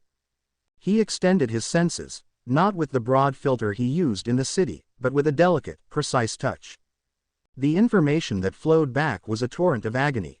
The water was fundamentally wrong, its molecular structure disrupted by a massive overdose of electrical and ozone contamination. It wasn't just polluted, it was actively hostile to life. He could feel the pain of the aquatic Pokémon still struggling to survive within it, the confusion of a Magikarp whose senses were being fried, the slow suffocation of a Poliwag whose gills were being burned. He had to do something. He pulled the obsidian tear from his pocket. The stone was cool and grounding in his palm, a point of silence in the roaring chaos. He focused, trying to see if he could use his telekinesis to separate the contaminants, to purify even a small section of the river. He reached out with his will, targeting a small eddy by the bank. The moment his power touched the water, the energy within it reacted violently. The spot he was focused on began to boil, a foul-smelling steam hissing from the surface. A miniature waterspout, crackling with purple lightning, erupted from the river, lashing out like an angry serpent. Ash threw up a shield just in time, the charged water splashing harmlessly against the invisible barrier. He stumbled back, breathing heavily. It was worse than he thought. The energy wasn't just in the water, it was the water. The contamination was woven into its very essence. Trying to rip it out with brute force was like trying to remove the salt from the sea one grain at a time. It wouldn't work. He couldn't fix the river from here. He had to go to the source. The problem wasn't the river, it was the sky. The unnatural, permanent storm Zapdos's release had created was the wound, and this poisoned water was the blood flowing from it. Hey, get away from there. The voice was sharp, accusatory.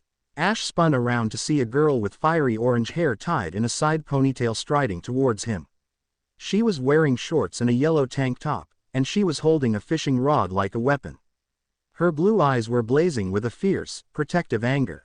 Behind her, a Staryu and a Starmie hovered, their central gems glowing with a dull, sickly light. The river's dangerous, she snapped, stopping a few feet away. What do you think you're doing? I was just looking, Ash said, quickly pocketing the obsidian tear. Her eyes narrowed, taking in his appearance, the Pikachu at his side whose cheeks were sparking erratically. You're a trainer. You should know better. The Pokémon in this whole area are sick. My Pokémon are sick. She gestured with her head towards her two companions. Their usual vibrant colors were muted, and they listed slightly in the air, their movements sluggish. Whatever is happening, it's poisoning everything. And you're here, poking at the water like it's some kind of tourist attraction. Ash felt a fresh wave of guilt. This girl, with her obvious love for her water Pokémon, was living in the disaster he had created. I'm sorry about your Pokémon, he said, his voice quiet. I want to help. Help, she scoffed, a bitter laugh escaping her lips. Unless you're a miracle worker who can fix a poisoned river and a crazy sky, you can't help. The best you can do is get out of here before your Pikachu gets sick, too. As if on cue, a wave of dizziness washed over Pikachu. He swayed on his feet, letting out a low, pained groan. The static saturation was getting to him. Pikachu, Ash cried, scooping his partner into his arms. He could feel the erratic, feverish energy pulsing through the little Pokemon's body. It was the same sickness that was infecting the river, a kind of electrical poisoning. The girl's hard expression softened with a flicker of concern. "See, I told you, you need to get him to the Pokemon Center in Cerulean. Though they're already overwhelmed." Ash ignored her advice. He held Pikachu close, closing his eyes. He remembered the feeling of soothing the Alakazam's mental probes, of becoming a calm ocean. He reached out with his empathy, not his power, and connected with Pikachu's frantic, hurting energy. He didn't try to stop it or fight it. He simply shared his own calm, his own steady presence. He projected the feeling of the quiet garden in Saffron, the cool silence of the obsidian tear, the unwavering strength of their bond. "It's okay, buddy, I'm here, just rest." Slowly, miraculously, the frantic crackling around Pikachu subsided. The sparks on his cheeks faded. His tense body relaxed in Ash's arms, and his breathing evened out. He wasn't cured, but the pain had receded. He was stable. Ash opened his eyes. The girl was staring, her jaw slightly agape. Her Starmie and Staryu had drifted closer, their gems pulsing with a faint, curious light. They had felt the wave of calm empathy that had washed over Pikachu. How did you do that?" she asked, her voice losing its sharp edge, now filled with disbelief and a sliver of hope. "My name is Ash," he said, deciding in that instant that secrets wouldn't help him here. "And this is my fault. All of it." He explained everything. He told her about the order, the power plant, and the release of Zapdos. He didn't make excuses or try to paint himself as a hero. He just laid out the facts, his voice heavy with the burden of his responsibility. The girl listened, her initial skepticism slowly melting away, replaced by a horrified understanding. Her name was Misty, and she was the Cerulean City gym leader. The state of the water wasn't just a concern for her, it was a personal crisis that threatened her family, her home, and every Pokemon she had sworn to protect. "You freed a legendary Pokemon from a bunch of criminals," she said slowly, processing the insane scale of his story. "And it broke the sky. I have to fix it," Ash said, his gaze turning north, towards the darkest part of the churning clouds. "I think the center of the disturbance is over the cape, north of the city.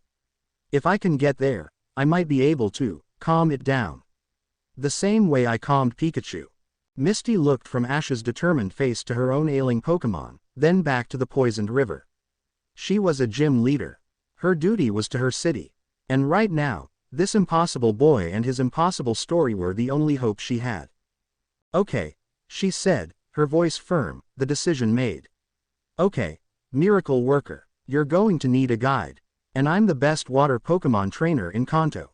Let's go fix your mess." In a nondescript van parked on a bluff overlooking Route 24, Kale lowered a pair of electro binoculars. He'd watched the entire exchange. The boy's empathic healing of his own Pokemon was an interesting, if minor, display.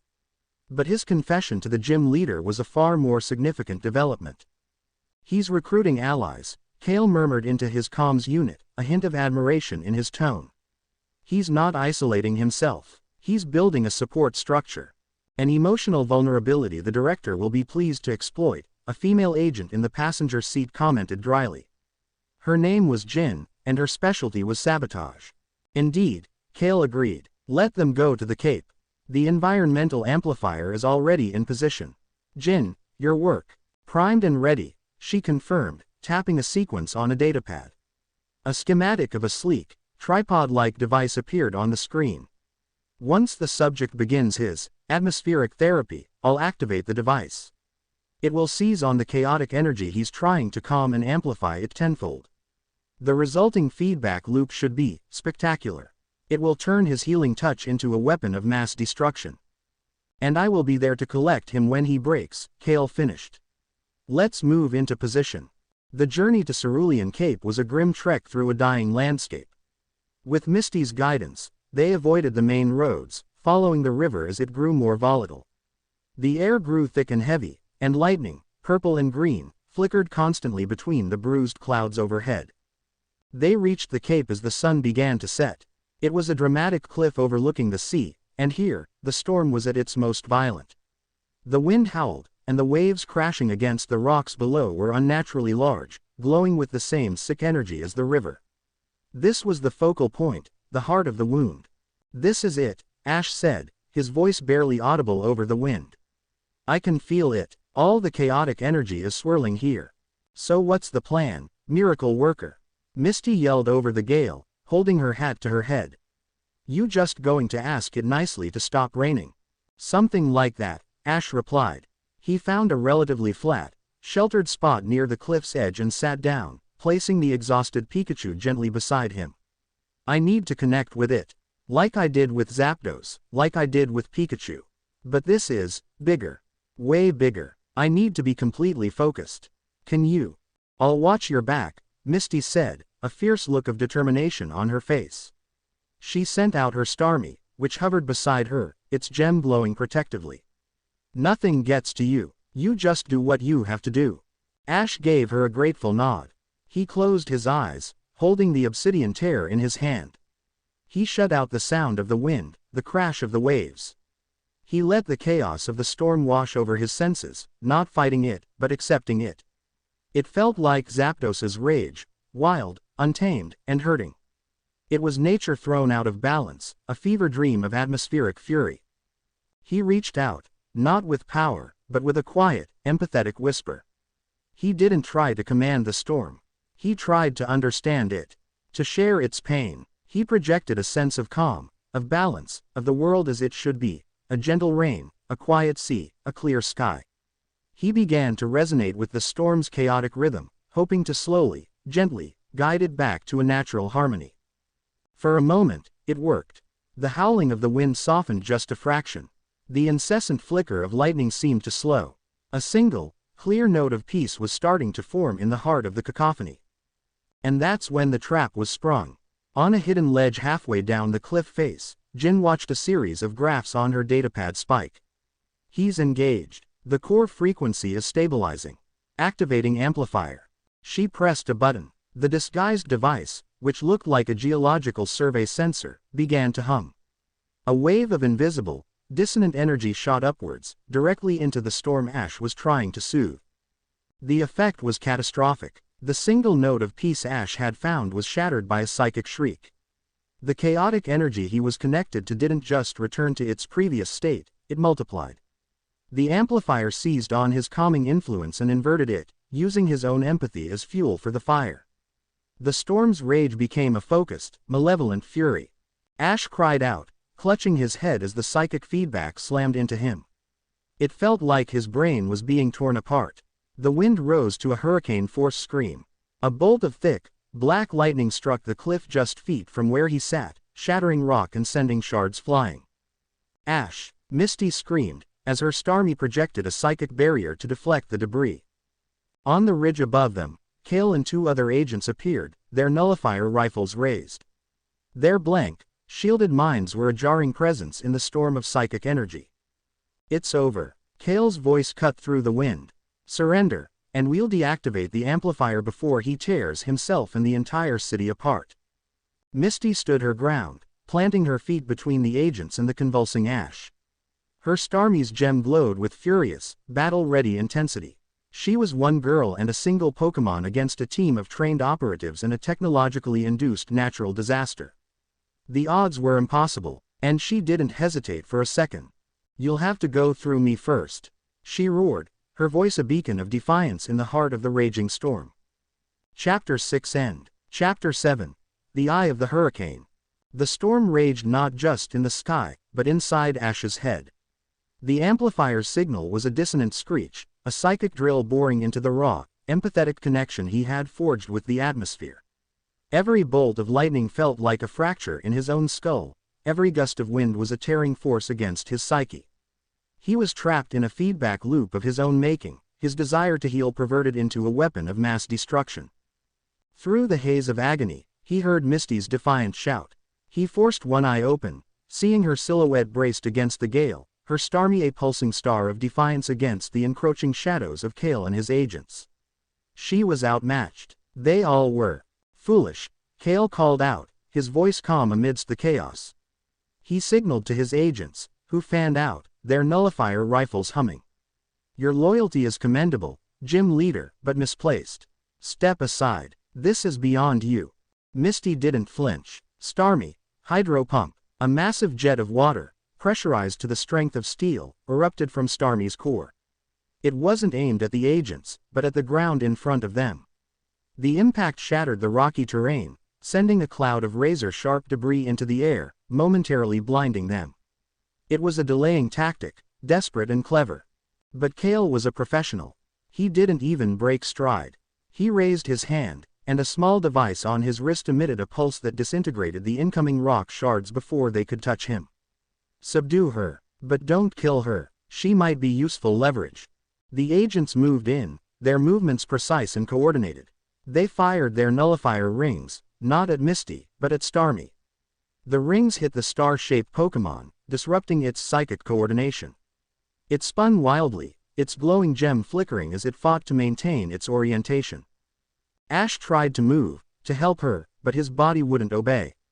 The feedback loop was paralyzing him. He clutched the obsidian tear in his hand, its cool surface the only thing anchoring him to reality. Focus, he told himself. Find the center. He closed his eyes again, diving back into the maelstrom of his mind. The amplifier's signal was loud, but it was artificial. It had a rhythm, a pattern. It wasn't true chaos, it was engineered chaos. If he could find the source, the frequency it was broadcasting on. He pushed past the pain, past the screaming wind, and searched for the mechanical heart of the disturbance. He found it, a cold, rhythmic pulse originating from a hidden ledge below the cliff face. It was a machine, devoid of life, devoid of feeling, just a cold echo amplifying his own intent. He couldn't shut it down with finesse. He was too overwhelmed for delicate telekinesis. But he could scream back. He gathered every ounce of his pain, his frustration, his desperate need to protect Misty, and he funneled it not at the storm, but directly at that cold, mechanical pulse. He didn't try to calm it. He tried to overload it. Shut up. The psychic shout was raw and unrefined, a sledgehammer of mental force. Below the cliff, Jin's datapad sparked and died. The amplifier, unable to handle the sudden, massive surge of directed psychic energy, whined in protest. Its internal components fused, and with a final, sputtering cough of black smoke, it died. The artificial scream in Ash's head vanished. The storm didn't stop. It was still a raging natural disaster, but the malicious, focused edge was gone. The feedback loop was broken. Ash gasped, falling forward onto his hands and knees, free. He looked up just in time to see one of Kale's agents fire a stun blast at Misty. It hit her squarely in the chest. She cried out and crumpled to the ground, Stormy dematerializing back into its pokeball as she fell. Misty. The cry tore from Ash's throat. Kale stood over her, looking down with dispassionate interest. Effective. Now, secure the boy. Rage, hot and blinding, surged through Ash. It wasn't the calm, oceanic power Sabrina had taught him. This was different. It was primal. It was the same fire that had burned in Viridian Gym, but now it was fueled by a deep, personal violation. They had hurt his friend. They had poisoned the world. And they had used his own empathy as a weapon against him. He stood up slowly, the wind whipping his hair around his face. His eyes, usually warm and brown, were now glowing with a terrifying, incandescent blue light.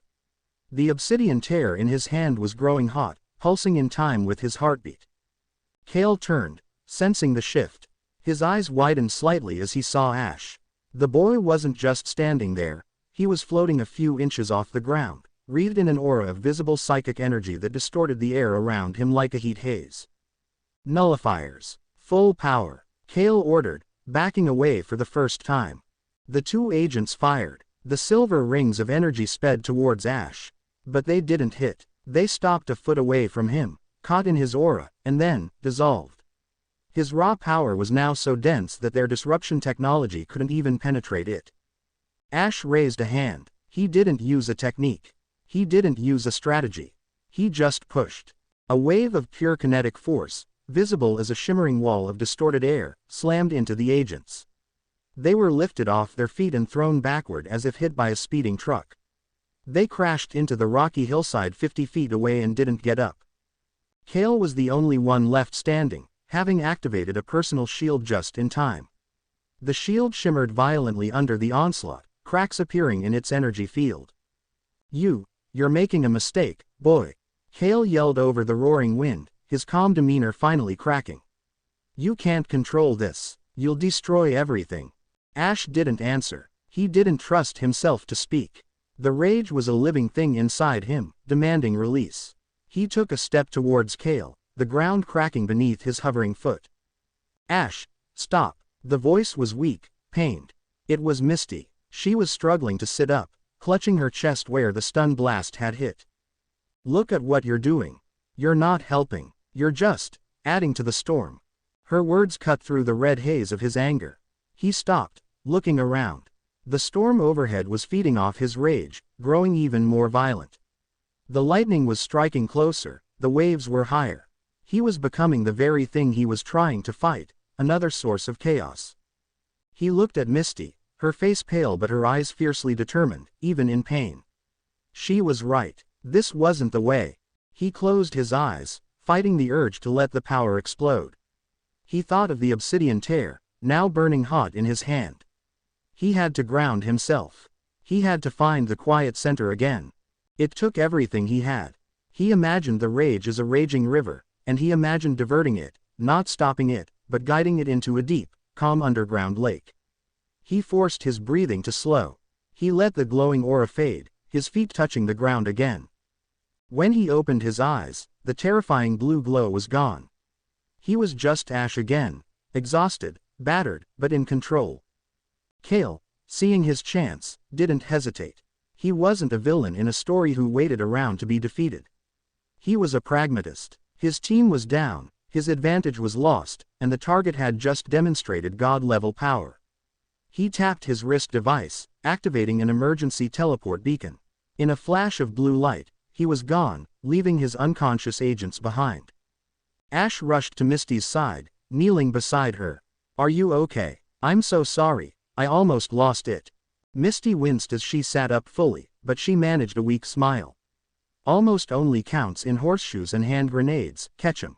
You stopped. That's what matters. She looked up at the still raging storm. But we still have a massive problem. Ash looked up too. The artificial amplifier was gone, but the natural momentum of the superstorm remained. It was still poisoning the region. I can't stop it by force, Ash said, realizing the truth Sabrina had tried to teach him. I can't just punch it until it goes away. I have to untie the knot. Gently. He sat back down, pulling Pikachu into his lap. The little Pokémon was awake now, weak but recovering. Ash looked at Misty. I have to try again. Without the amplifier, I might be able to do it. But it's going to take time. And I can't be distracted. Misty nodded, slowly getting to her feet. She recalled Starmie and sent out her Staryu, which was less affected by the earlier battle. You do your thing. I'll make sure Kale's sleeping beauties don't wake up and try anything stupid. And if any wild Pokémon get too close, I'll handle them. Ash closed his eyes once more. He reached out to the storm, finding that chaotic, hurting rhythm again. It was still massive, still overwhelming, but without the amplifier's dissonance, it felt simpler. More natural. He didn't try to force calm upon it. Instead, he began to visualize the natural order of things. He pictured the high-pressure systems that should be moving in, the cooling currents of the ocean, the natural dissipation of electrical charge into the ground. He acted as a conductor, subtly nudging the massive atmospheric energies towards these natural pathways. It was slow, grueling work. Minutes stretched into hours. He felt the storm resist, then slowly, grudgingly, begin to yield. The wind began to drop from a hurricane howl to a fierce gale, then to a steady, strong breeze. The lightning strikes became less frequent, less violent. The bruised purple of the clouds slowly gave way to a more natural, heavy gray rain cloud. Finally, as dawn began to break over the eastern horizon, the first drops of real, clean rain began to fall. It wasn't the searing, charged downpour from before. It was cool, fresh, healing rain. It washed the ozone tang from the air, settled the dust, and began to dilute the poison in the river below. Ash slumped over, completely spent. He had nothing left, no psychic power, no physical strength. He just lay on the wet grass, letting the clean rain wash over his face. Misty walked over and sat beside him, looking out at the calming sea. The sunrise was painting the remaining clouds in soft hues of pink and gold. It was beautiful. You did it, she said softly. You actually fixed the sky. Ash managed a weak, tired grin. We did it. He looked at her, really looked at her. She was bruised, exhausted, her clothes torn and dirty, but she was sitting there with him, in the mud and the rain, watching the sunrise. She hadn't run when things got impossible. She had stood between him and an army. Thanks, Misty, he said, his voice thick with emotion. For watching my back. She bumped her shoulder against his, a gentle, weary gesture of camaraderie. Anytime, miracle worker, but next time you decide to break the world, maybe give me a heads up first. Ash laughed, a rusty, tired sound.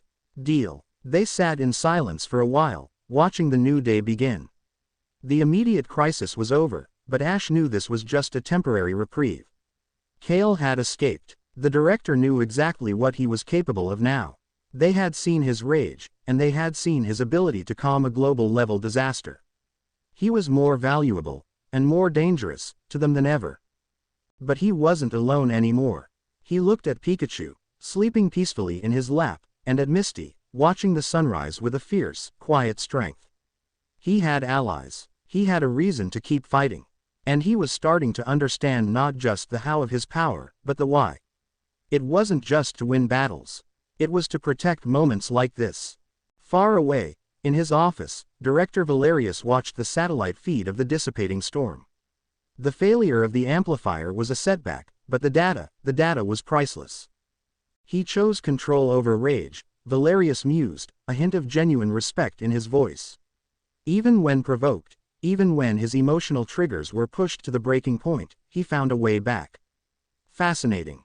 He turned to the holographic display of Project Chimera. The creature inside the containment unit was awake now. It had no eyes, only smooth, pale skin where they should be, but it turned its head unerringly towards the screen, as if it could see the image of Ash on the cape. He values connection above all else, Valerius said to the creature. So, we will send him something that cannot connect. Something that is only silence and hunger. Let us see how his empathy fares against a void. He pressed a final sequence of buttons. The containment unit began to hiss open. Wake up, Chimera, it's time to feed. Chapter 7 End. Chapter 8. The Vermilion Gambit. The clean rain was a baptism, washing away the immediate crisis but leaving the world raw and exposed. The journey from Cerulean Cape to the city's Pokémon Center was a quiet one, a shared walk of profound exhaustion. The two unconscious agents Kale had abandoned were secured with Staryu's help and left for the local officer Jenny, along with a carefully worded, anonymous tip about an unlicensed Pokémon experimentation ring. It was a flimsy cover story, but it was the best they could do. Ash knew the Order would retrieve their people long before any real investigation began. The Pokémon Center was a chaotic but organized hive of activity. Nurse Joy, her face etched with fatigue but her professionalism unwavering, was overseeing the treatment of dozens of Pokémon suffering from electrical poisoning. The air still hummed with a residual charge. Ash watched as a trainer sobbed with relief when his Vulpix was finally declared stable. Every one of these scenes was a fresh reminder of the consequences of his actions. He and Misty sat in a quiet corner of the waiting room, their own Pokémon now resting peacefully in the care of Nurse Joy. Misty had insisted, "You're both running on fumes. Let them recover properly. They'll be looking for me," Ash said, breaking the silence. He was staring at the obsidian tear, rolling the cool, smooth stone over and over in his palm. It felt like a lifetime ago that Sabrina had given it to him. "Let them look," Misty retorted, her voice a low, fierce whisper. "After what you did, you've earned a day off." Her fierce loyalty was a comforting warmth, but it didn't quell the cold knot of anxiety in his stomach. He wasn't just a target anymore. By standing with him, she had painted a target on her own back. "They'll come after you, too, Misty," he said, finally looking at her. "They know you helped me. They might even think you're like me." She met his gaze without a flicker of fear. "Then they'll find out what a real water-type specialist can do.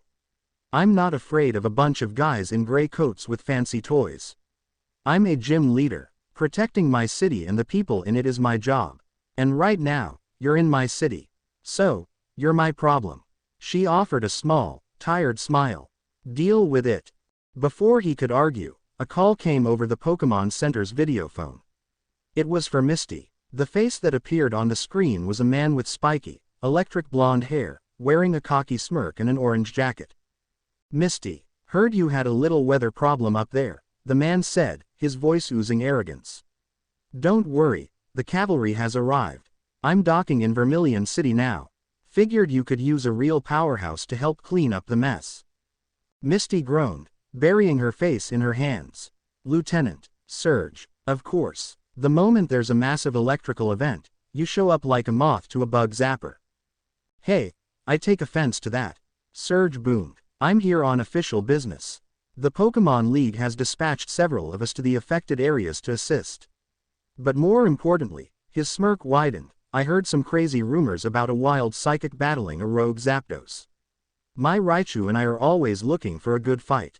If I find this mystery trainer, I'm challenging them to a battle they'll never forget." Ash froze. The League was involved now. High-profile gym leaders like Lieutenant Surge were on the scene.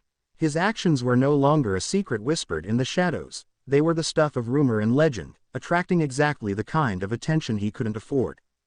Misty shot a quick, warning glance at Ash before turning back to the screen. "There is no mystery trainer, Surge. It was a freak weather pattern. Now if you'll excuse me, I have actual work to do."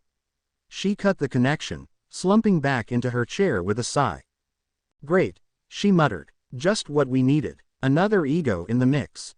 She looked at Ash, her expression serious. "Surge is a lot. But he's not stupid, and his Raichu is one of the most powerful electric types in Kanto. If he starts poking around, he's going to find things that don't add up." The cold knot in Ash's stomach tightened.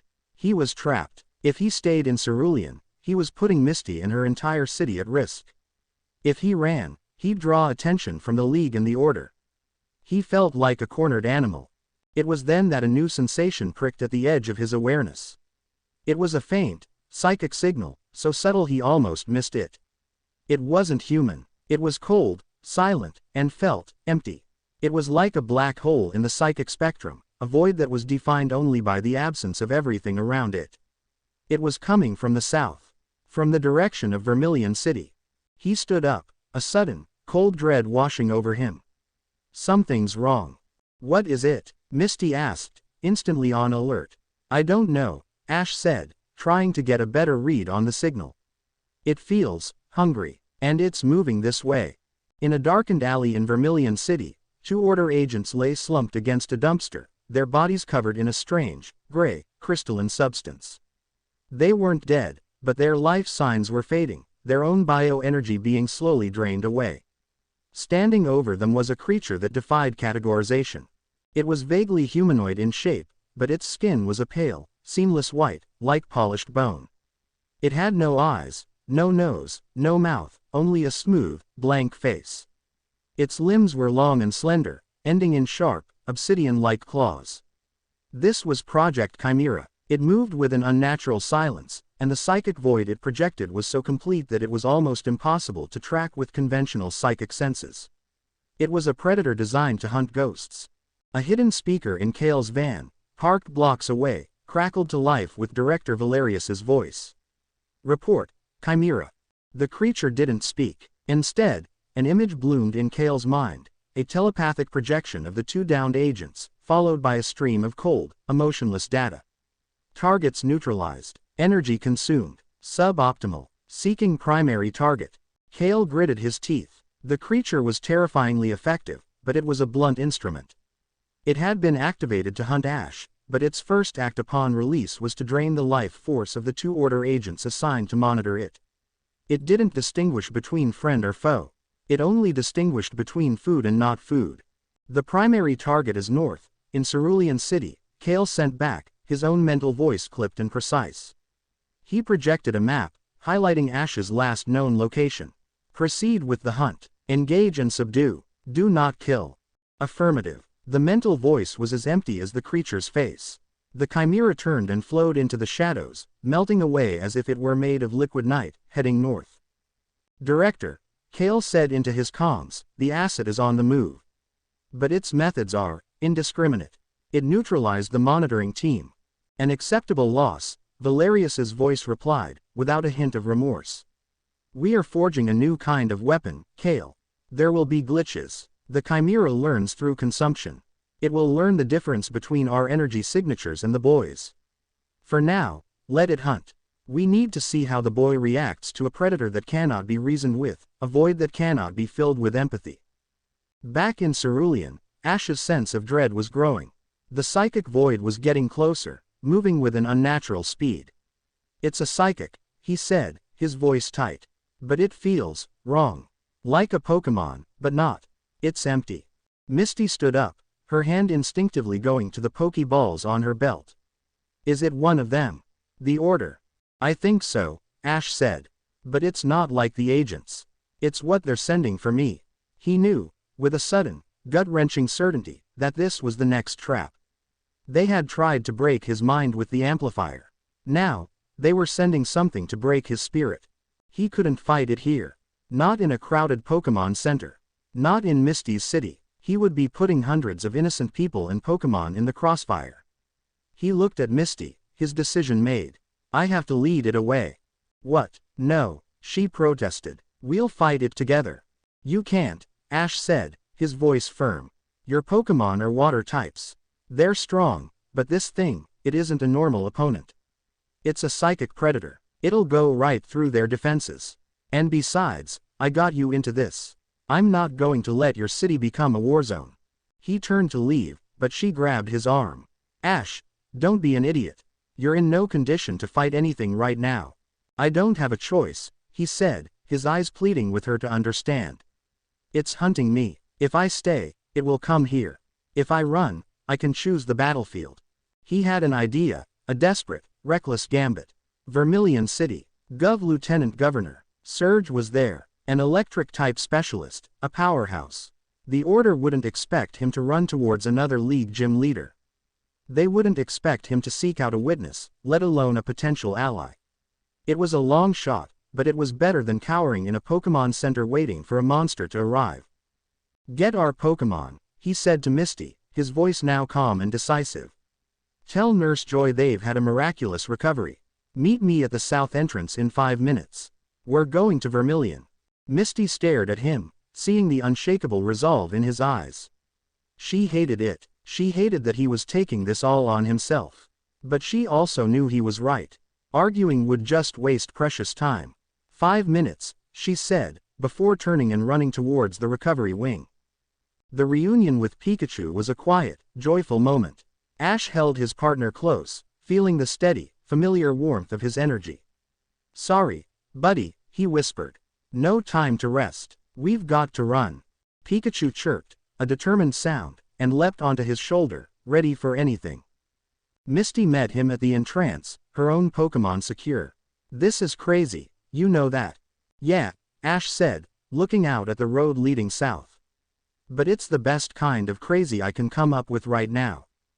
They slipped out of the city, moving quickly, keeping to the back roads.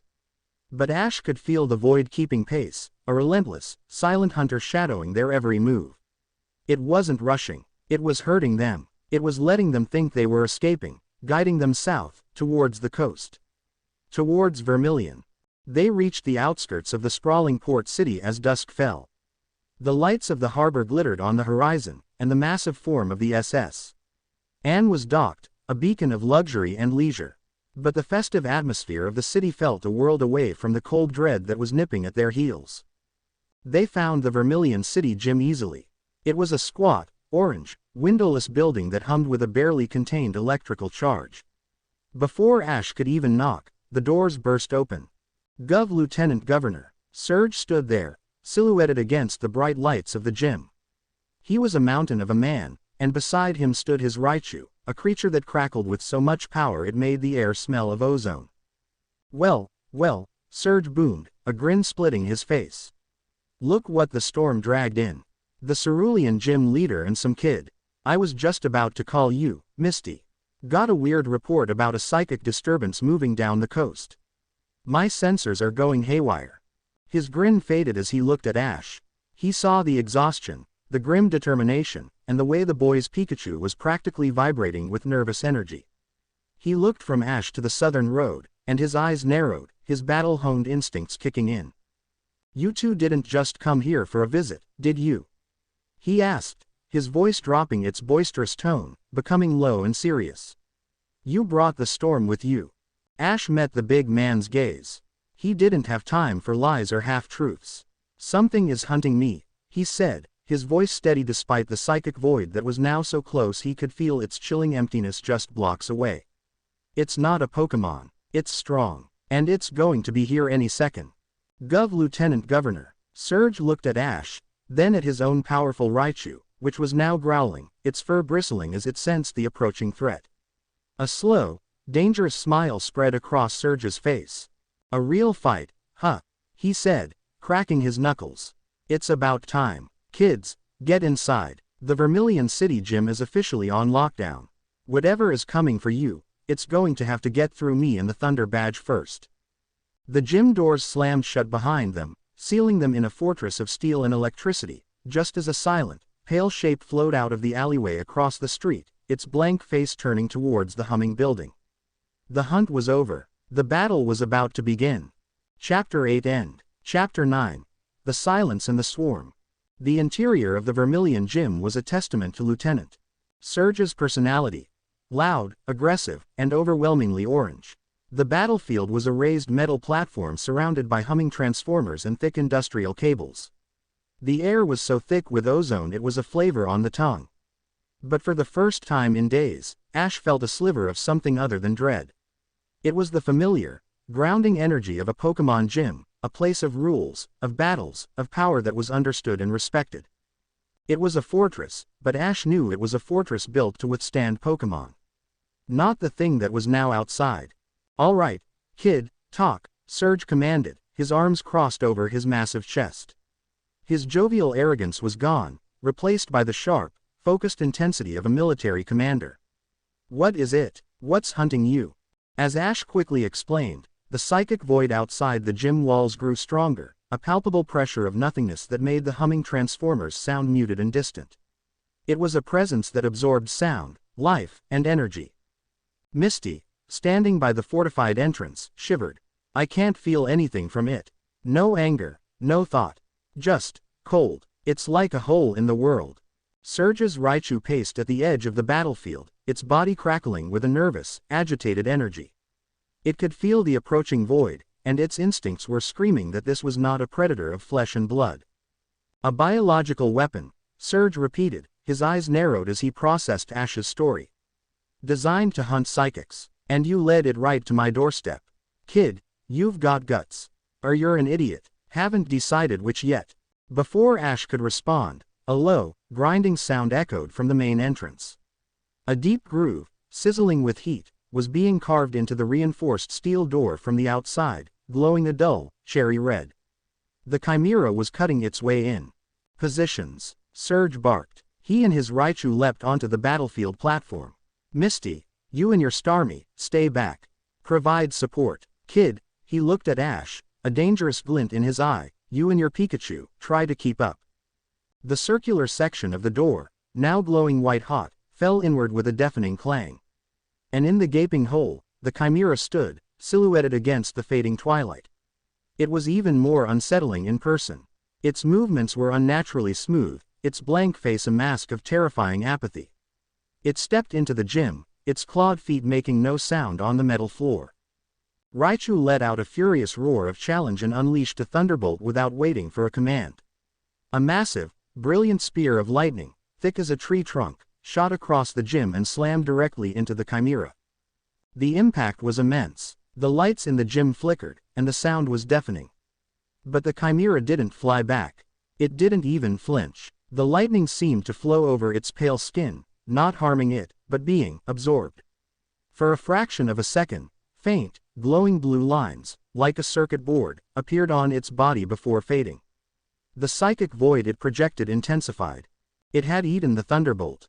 Surge's jaw dropped. "What the?" It absorbed a direct hit. The Chimera turned its blank face towards Raichu, and for the first time, it initiated an attack.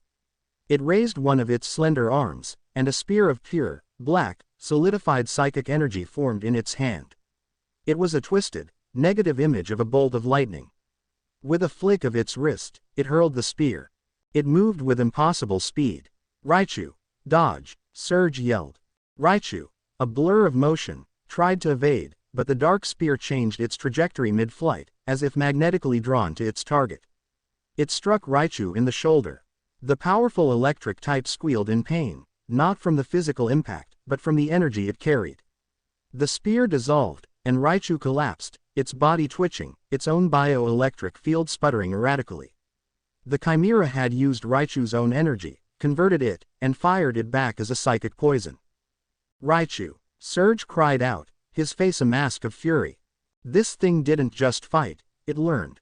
It analyzed its opponent's energy and turned it into a weapon. From the back of the gym, Misty reacted instantly. Starmie, light screen, now. A shimmering wall of protective energy materialized in front of Ash and Surge, just as the Chimera formed another dark spear. The spear hit the light screen, which flared violently, holding for a moment before shattering like glass. The attack was weakened, but it showed that conventional defenses were only temporary. It's too strong, Ash said, his mind racing. This wasn't a battle of power. It was a battle of attrition, and the Chimera had an infinite source of ammunition as long as they kept attacking it. We can't hit it with energy attacks. It just eats them. So what do we do? Surrender? Surge growled, cradling his injured Raichu. No, Ash said, an idea, born of desperation, forming in his mind. He looked at Pikachu. His partner looked back, a fierce, unwavering trust in his eyes. We overload it. We give it more than it can eat. It was the same principle he had used against the amplifier, but 1,000 times more dangerous. He was going to use himself as the conduit. Misty, I need you to protect Surge and Raichu, Ash commanded, his voice taking on a new authority. Pikachu and I are going to end this. He looked at the gym leader. Surge, I need your power. All of it. Surge stared at him, bewildered. What are you talking about? The Transformers, the grid, everything. Ash said, pointing around the gym.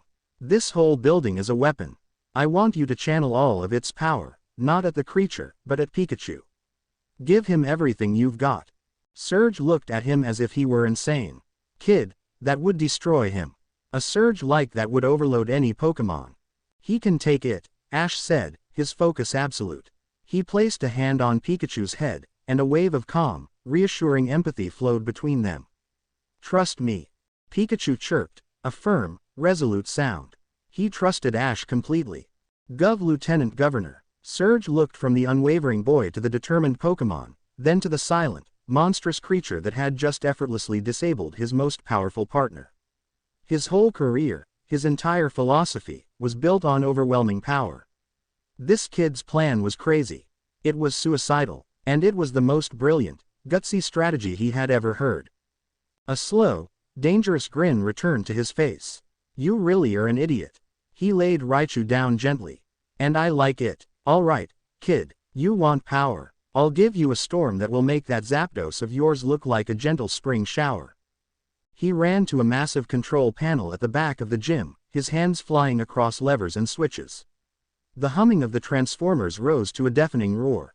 The lights in the gym began to pulse, and the air itself seemed to crackle with a barely contained ocean of raw electricity. The Chimera paused, its blank face turning towards the new source of immense energy. It sensed the power building, and it began to walk towards Ash and Pikachu, recognizing them as the epicenter. Anytime you're ready, Surge. Misty yelled, her Starmie projecting another, more powerful barrier in front of them. Almost there, Surge roared back over the noise. Diverting the city's primary substation. The whole block is going to go dark. Ash knelt in front of Pikachu. He wasn't just going to let the power hit his friend. He was going to help him contain it. He placed his hands on Pikachu's small body and extended his psychic senses, not as a shield, but as a framework, a psychic vessel to hold the impossible amount of energy that was about to be unleashed. He would become the eye of the hurricane, with Pikachu as its heart. The Chimera was close now, only 20 feet away. It raised its hand, a massive scythe of dark energy forming. Now, Ash yelled. Surge slammed a final, massive lever into place. With a sound like the world tearing in half, a torrent of pure, white-hot electricity, a literal river of lightning, leapt from the transformers and conduits all around the gym. But it didn't strike randomly. It converged, every last volt, on the tiny, yellow Pokémon standing in the center of the room. The world went white. The power was unimaginable. Ash felt it slam into his psychic framework, a universe of energy that threatened to annihilate his consciousness. He gritted his teeth, his mind screaming, and held the framework together through sheer force of will. He channeled the energy, guided it, compressed it into the vessel he had created, with Pikachu at its core. Pikachu wasn't just glowing. He had become a star, a miniature sun of pure, condensed electrical power, so bright it was impossible to look at. The Chimera's scythe attack dissipated before it could even reach them, its dark energy unmade by the sheer radiant output. The creature paused, its psychic void flickering for the first time as it was confronted with a power source so massive it couldn't be easily absorbed. It was like trying to drink the ocean through a straw. Then, Ash gave the final command, a single, telepathic push to his partner. Let it go. Pikachu opened his mouth, and unleashed a roar that was the sound of the storm itself. The attack that came out wasn't a thunderbolt. It was a supernova, a wave of all-consuming electrical energy that expanded in an instant, vaporizing the metal floor, shattering the transformers, and blowing the walls of the gym outwards. The Chimera, caught in the heart of the blast, had no time to adapt, no time to absorb. The wave of absolute power hit it, and for the first time, the creature felt something. It was overloaded. The circuit-like lines on its body flared, not blue, but a critical, burning red. It was being force-fed a sun. Its pale, seamless skin began to crack, spider-webbing with fissures of pure energy. The wave of power passed. The Vermilion Gym was a ruin, open to the night sky. The city block was plunged into darkness. In the center of the crater that was once the battlefield, Ash and Pikachu collapsed, spent. The Chimera still stood, but it was broken. Energy arced uncontrollably across its cracked body. The psychic void it projected was gone, replaced by a chaotic, screaming static of a system in catastrophic failure. It took one, shuddering step, then another, before it finally fell to its knees and dissolved into a shower of gray, crystalline dust. Silence. Then, Misty was there, helping Ash to his feet. Surge was lifting the small, unconscious Pikachu with a reverence he usually reserved for his own Raichu. Did we get it? Ash whispered, his voice hoarse. Surge looked at the pile of dust, then back at the boy and the Pokémon who had just unleashed an impossible amount of power. Yeah, kid, he said, his voice filled with a stunned, profound respect. We got it. Far away, in his sterile office, every single one of Director Valerius's monitors went red, then black. Alarms blared. The Chimera's biosignal had vanished, not just terminated, but utterly annihilated. The energy spike that preceded its disappearance was off the scale, an event that defied all known models. He stood in the flashing red light of the alarms, a slow, chilling smile spreading across his face. He wasn't angry. He wasn't disappointed. He was intrigued. It seems, he said to the empty room, that sending a single monster was an error in judgment. He looked at a global map on one of his few remaining functional screens. Dozens of locations were marked with the unblinking eye of the Order. You cannot hunt a star with a single predator, no matter how perfect. He began to tap a sequence of commands, sending out a priority alpha directive to every cell of the Order of the Unseen, from Kanto to Galar. You must hunt it with a swarm. The directive was simple. The boy is no longer a target to be captured. He is a threat to be eliminated. All assets are now authorized. The bounty is unlimited. The unforeseen monarch must fall. Across the world, the agents of the Order began to move. This was no longer a covert operation. This was a war, and Ash Ketchum had just been declared its sole enemy. Chapter 9 End. Chapter 10.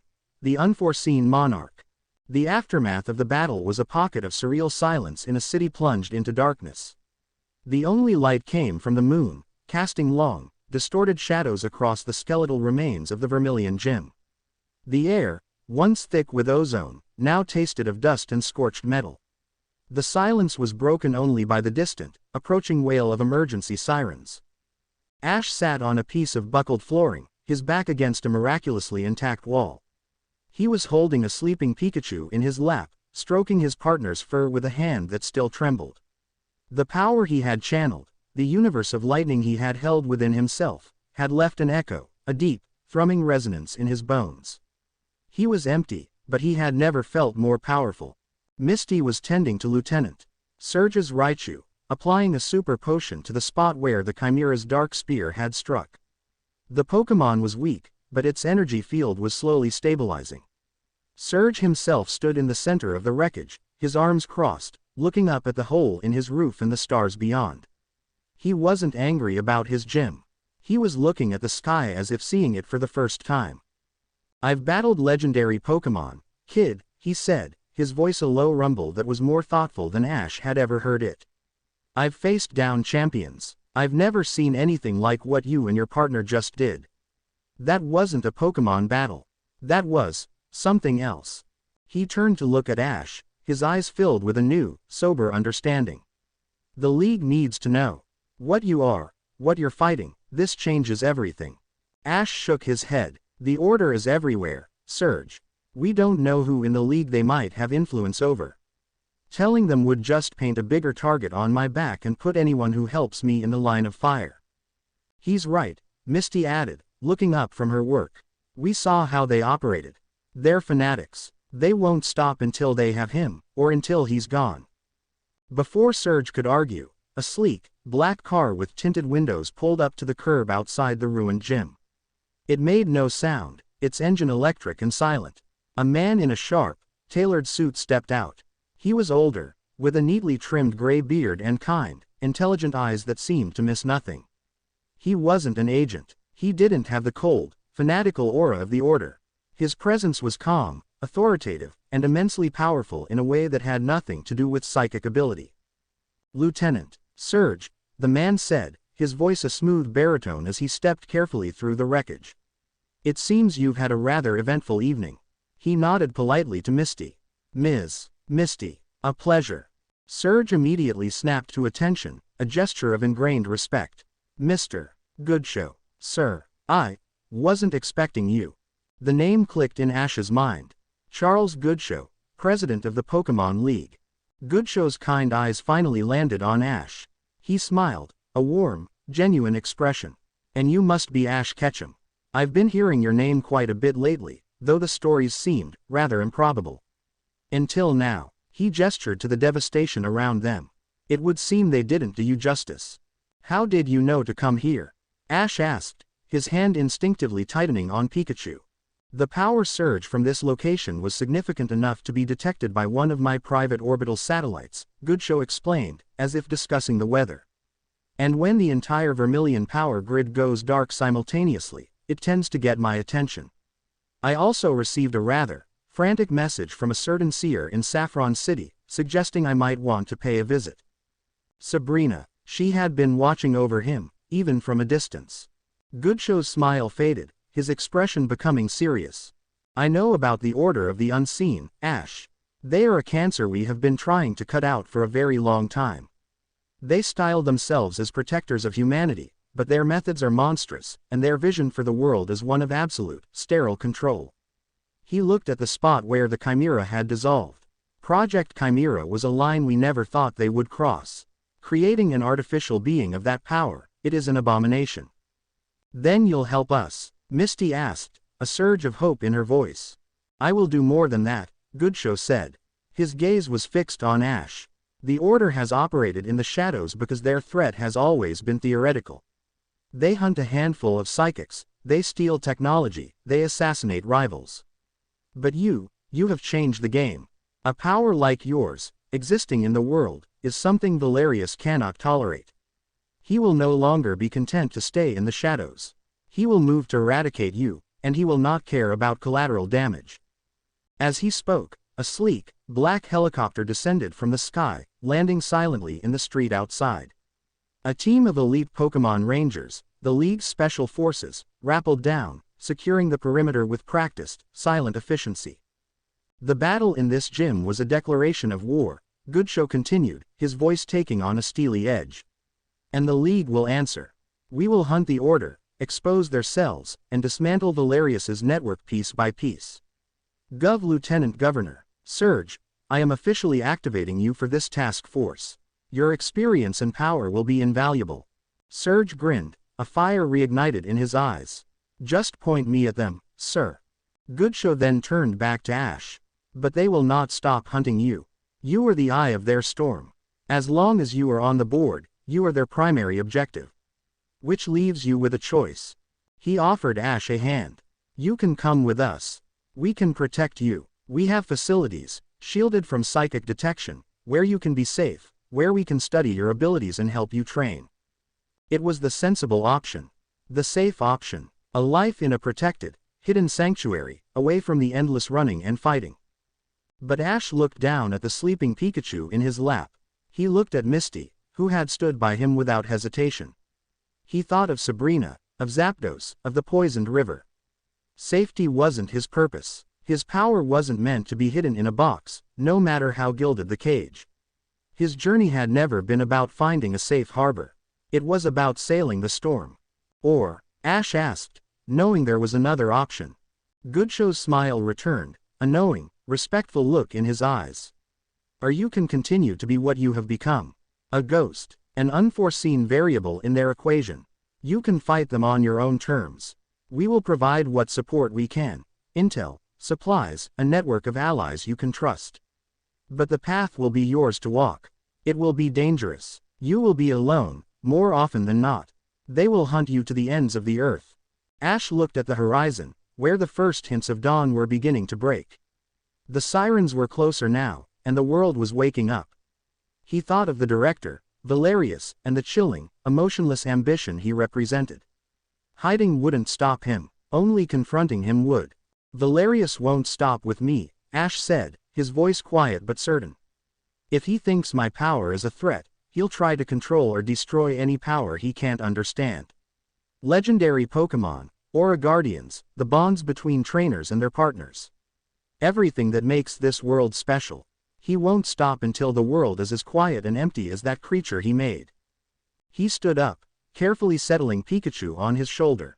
His partner stirred, awake now, and looked at him, their shared resolve a silent, unbreakable bond. I can't hide, Ash said, looking Goodshow in the eye. I have to get stronger. Strong enough to face him. Strong enough to protect everyone. A hint of pride shone in Goodshow's eyes. He had offered the choice, but he had known what a boy like Ash would decide. Very well, then your path remains your own. But you will not be entirely without friends. He gestured to Misty and Surge. The League is a vast organization, Ash. There are more who will stand with you than you know. He handed Ash a small, featureless black card. This is a ghost key.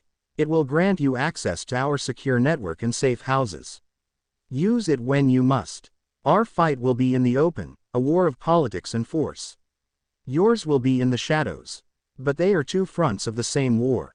Misty stepped forward. I'm going with him. It wasn't a question. It was a statement of fact. Goodshow looked at her, then at Ash. He nodded slowly. A monarch is strongest with a trusted guard. Be careful, both of you. As the Pokemon Rangers began to coordinate with the arriving local authorities, creating a perimeter and a cover story of a gas main explosion, Ash, Misty, and Goodshow's group slipped away into the pre-dawn shadows. They didn't go far. Goodshow led them to a quiet, unassuming warehouse by the docks. Valerius has declared a global hunt for you, Goodshow said, his tone grim as they stood inside the empty building. Every agent of the Order is now your enemy. You cannot stay in Kanto. It's the first place they will look. He pointed to a small, rugged-looking freighter tied up at the pier outside. This ship will take you to the Hoenn region. It's far enough away to give you a head start. There are new challenges there, new Pokemon, and new allies to be found. But the Order has a presence there, too. You will not be safe, but you will be moving. And a moving target is harder to hit. It was a sudden, dizzying escalation. A new region, a global hunt. He was no longer just a trainer on a journey. He was a fugitive, a symbol, a warrior in a secret war. He looked at Misty. You don't have to do this. This isn't your fight. She punched him lightly on the arm. I seem to recall saying you were my problem now, Ketchum. Besides, A small, adventurous smile played on her lips. I've always wanted to see the contests in Hoenn. And someone has to be there to knock some sense into you when you decide to absorb a city's entire power grid again. He couldn't help but smile back. He wasn't alone. They stood on the deck of the freighter as the sun finally rose, the ship's engines humming to life. Lieutenant Governor Surge was there to see them off. He handed Ash a small, metallic object. It was a thunder badge. You didn't beat me in a battle, Surge said. You saved my life, my Pokémon, and my city. You earned it more than anyone I've ever faced. When you think you're ready, come back and show me what a real champion can do. Ash took the badge, its weight a solid, reassuring promise in his hand. He looked out at the Kanto region, his home, as the ship pulled away from the pier. He had arrived in this part of the world as a boy with a dream of being the best. He was leaving as something more. He didn't know what the future held. He knew only that it would be a long, hard road, filled with enemies who saw him as a monster and allies who would risk everything for him. He felt the power inside him, the quiet, sleeping sun. It was not a curse. It was not a weapon. It was a part of him. A responsibility. A crown he had never asked for. He was Ash Ketchum, from Pallet Town. And he was the unforeseen monarch. The hunt was on, and his reign was just beginning. Chapter 10 End.